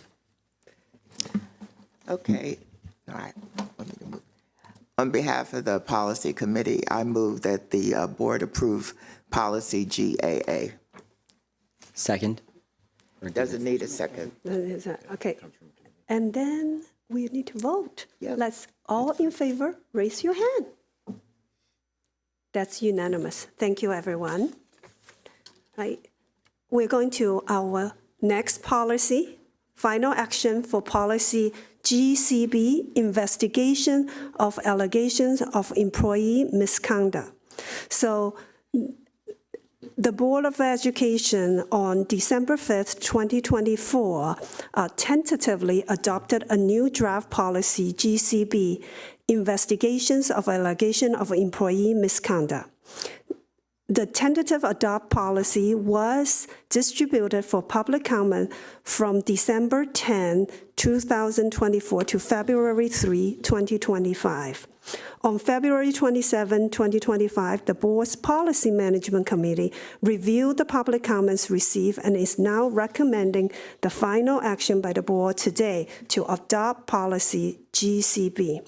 In considering the public comments received and the Policy Management Committee's review, policy GCB is being recommended for final action to ensure that all investigations into the alleged misconduct be thorough and objective, and to require that all allegations, regardless of it, if the complaint is known or anonymous, be treated similarly. The new policy establishes the procedures that investigators will follow when conducting investigations into allegations of employee misconduct, including processes that require investigators to establish key facts, address gaps in evidence, and resolve omissions or inconsistencies in evidence with fidelity to reach a fair and accurate resolution to complaints. And this is one of the items on the OIG's report. So I would like to turn to the staff to first to give us some background information and the action the system has taken, then to walk us through some change that we have done after receiving public comments. Ms. Mariah, please go ahead. Thank you, and I appreciate the opportunity to take this moment to situate the development and approval of this board policy within a very comprehensive effort that has been undertaken over the course of the last year to address the issues that were identified in the Office of the Inspector General's report on the MCPS complaint process. Again, many within our organization have worked very hard over the last year to develop and implement new processes, new accountability measures, and to really improve the effectiveness and the structure of our complaint resolution process in the school system. The IG's report had findings in 5 areas. These related to formalizing procedures and criteria for evaluating complaints within the Department of Compliance and Investigation, evaluating the role and structure of the Department of Compliance and Investigation within our organization, reviewing outstanding recommendations for efficiencies in complaint processing, and development of formal policies that are related to this work. In the work over the past year, the Office of the Inspector General has already agreed with the work that we have done that it fully addresses 3 of the 5 findings in the report, and those 3 of the 5 findings have been addressed and identified as closed and addressed. Approval of this Board of Education policy today will conclude action on the 2 outstanding areas in the report, and it would conclude also MCPS's official response to the issues in this report. I would note, though, that while we would conclude work on this response, we would, of course, not conclude our work to continuous improvement in this area, in these processes, and in our work to, again, ensure that our workplaces and all of our employees have a safe recourse to pursue complaints through appropriate processes. We know that monitoring and continuous improvement will be needed, and we will carry that forward as well. Thank you for that background information and why we are doing this policy. Okay. Now I would like to draw your attention to 3 documents in your packet related to policy GCB. You have the draft policy, you have the stakeholder engagement, which we have reviewed with the committee, and solely as an item of information, you have a copy of the Maryland whistleblower law, and that is simply because it came up during committee discussion. So you have that in case you have questions about the wording. So I will point to, again, the committee reviewed the discussions, and they are recommending GCB for your final action today. And I'm going to turn it over to Mr. Koutsos. Thank you very much, Ms. Davis. Good afternoon, Ms. Yang, members of the Board of Education, Dr. Taylor. It's an honor and a pleasure to be before you today to talk about the policy. I did want to ask a procedural question, Ms. Yang. Would you prefer that I reference the line citations within the board policy as I provide information on it? I think we asked for high-level summary of how public comment has affected the draft policy. Appreciate that. So the charge that we were given were to establish the core principles guiding investigations. And as we review the changes we're recommending, you'll notice that we recommend that the purpose of the policy remain the same. And the key to that is we recommend that the policy remain focused on the purpose of investigations, to establish key facts, to address gaps in the evidence, and to resolve omissions or inconsistencies in such evidence. We've added language to require the superintendent to establish regulations and thorough administrative procedures for consistent implementation of this policy, and for the superintendent to review and update the procedures annually. So there are timelines that we need to be conscious of, and new language requires that the superintendent establish these timelines with the understanding that an external agency has taken the lead in an investigation, and MCPS may not begin any internal investigations until those external ones have concluded. In reference to external investigations, we need to be conscious of timelines once MCPS has the opportunity to investigate, but we cannot risk interfering or jeopardizing an external investigation. So new language requires that MCPS establish and regularly update as needed memoranda of understanding with law enforcement and other agencies to set forth the categories of allegations for which law enforcement is responsible. For example, child protective services or adult protective services for vulnerable adults, we need to make sure we're in compliance with mandatory reporting law there. Further, we've added the statement that MCPS fully cooperates with these agencies and that those internal investigations don't create any kind of conflict. We'd also like to address the comments we received about data security, and we recommend additional language about data security that requires a secured case tracking system with appropriate access and use of disclosure protocols, that we preserve internal work products of the investigation and adhere with all legal obligations regarding confidentiality in accordance with federal and state law. The Guardian system that we put in place in June is fulfilling much of what's asked here. So at this time, I'll turn it back over to Sally to continue with the presentation. All right, I'm just going to make two more additional highlight points.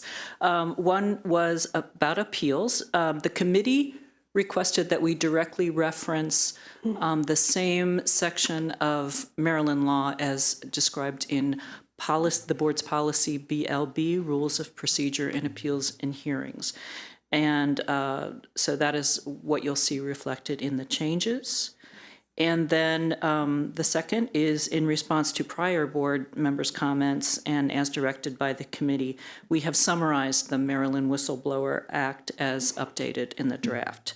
As you are aware, the Maryland Whistleblower Law states that a public school may not refuse to take any personnel action as reprisal for reporting misconduct, providing information, or testifying about misconduct, or refusing to participate in misconduct. And we hope, Mrs. Yang and members of the committee, that our summary simplifies that language. There's a bouncing between reprisal, retaliation, retaliation, reprisal. So we've tried to clear that and help make that a little more clear.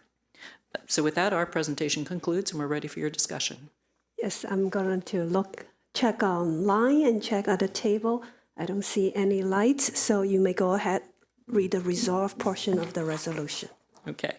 Resolved that the Board of Education adopts Board of Education Policy GCB, Investigation of Allegations of Employee Misconduct, as updated in the attached response to public comments.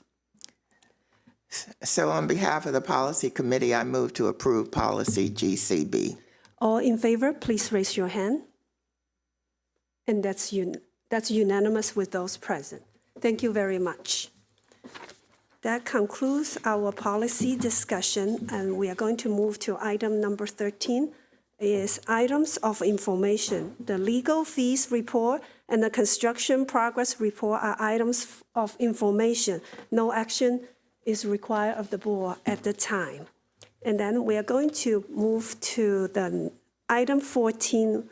May I have a motion to approve item 14.1 and 14.2 in block?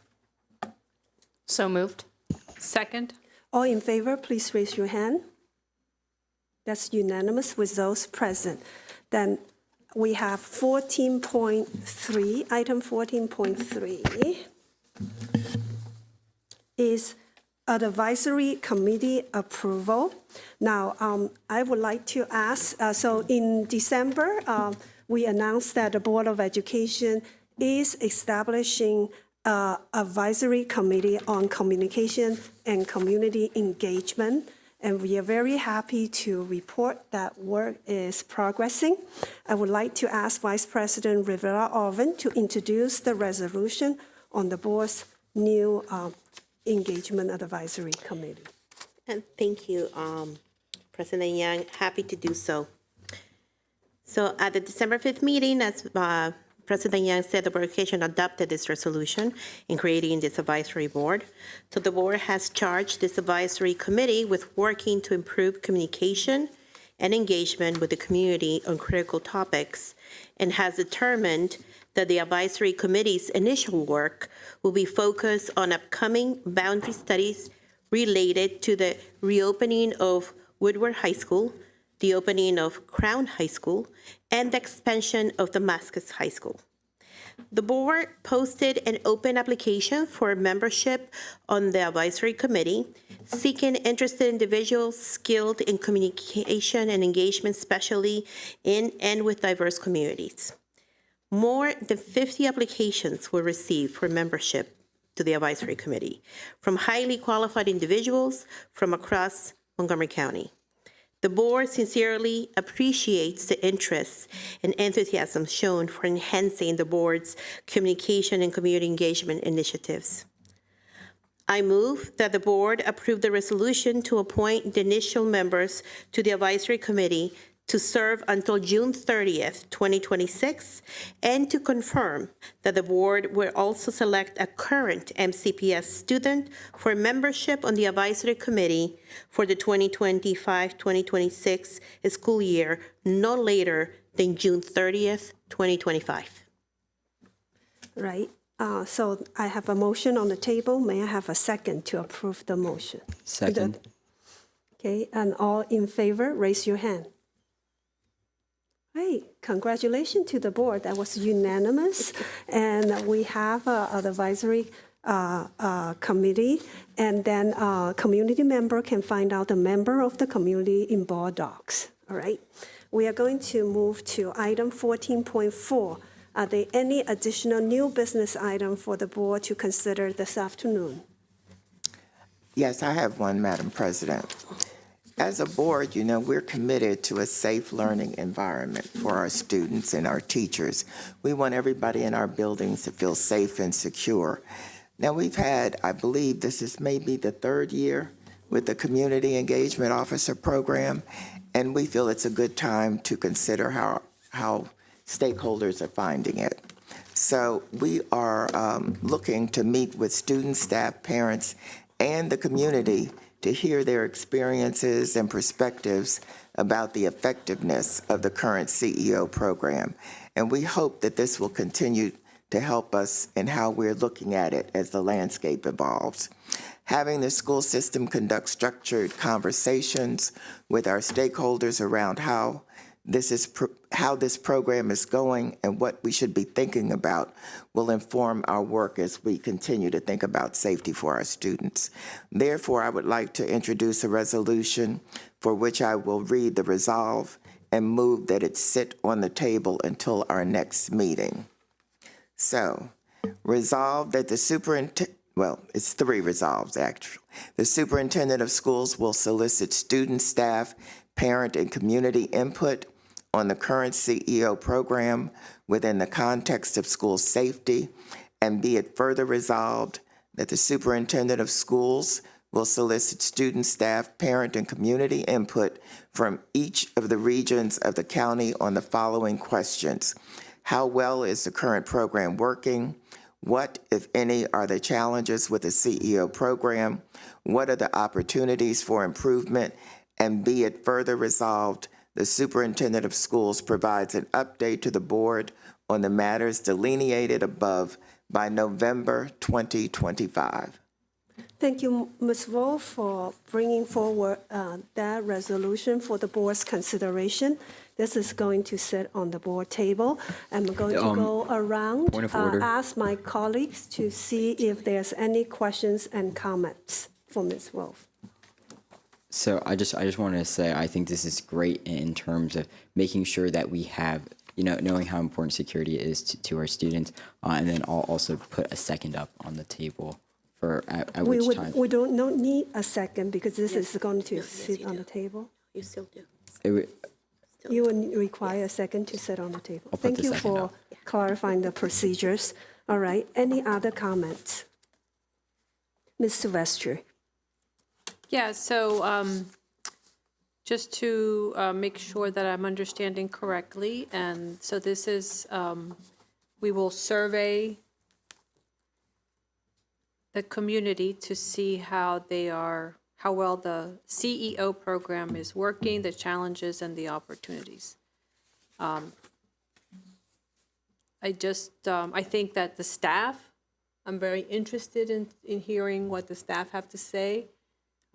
Not everyone has contact with the CEO, so I think the staff, administrators, principals have the greatest interactions with the CEO. So I'm very interested in hearing their perspective. Of course, we want to hear from everyone, but just knowing the way the program works, not everyone interacts with the CEO. So I just feel like the staff will have lots to tell us about this topic. Thank you.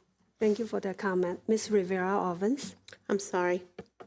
No. Okay, no comment. Ms. Montoya?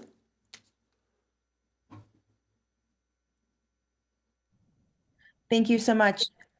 I just want to thank Ms. Wolf for this resolution. Safety in our schools is a top concern of mine for all of our students and staff. So I just want to say that I'm glad that we're addressing this matter at this time. Thank you. Thank you for that comment. So we will bring this back during our April 10th business meeting. And are there any additional new business item for the board to consider this afternoon? Okay. Seeing none, we are going to move to item 15.1, which is information summary for the February 2025 meeting. No action is required at this time. Now, item number 16 is adjournment. May I have a motion to adjourn? Move for adjournment. Second. Okay, all in favor, raise your hand. That's unanimous. Thank you so much, everyone. Meeting adjourned.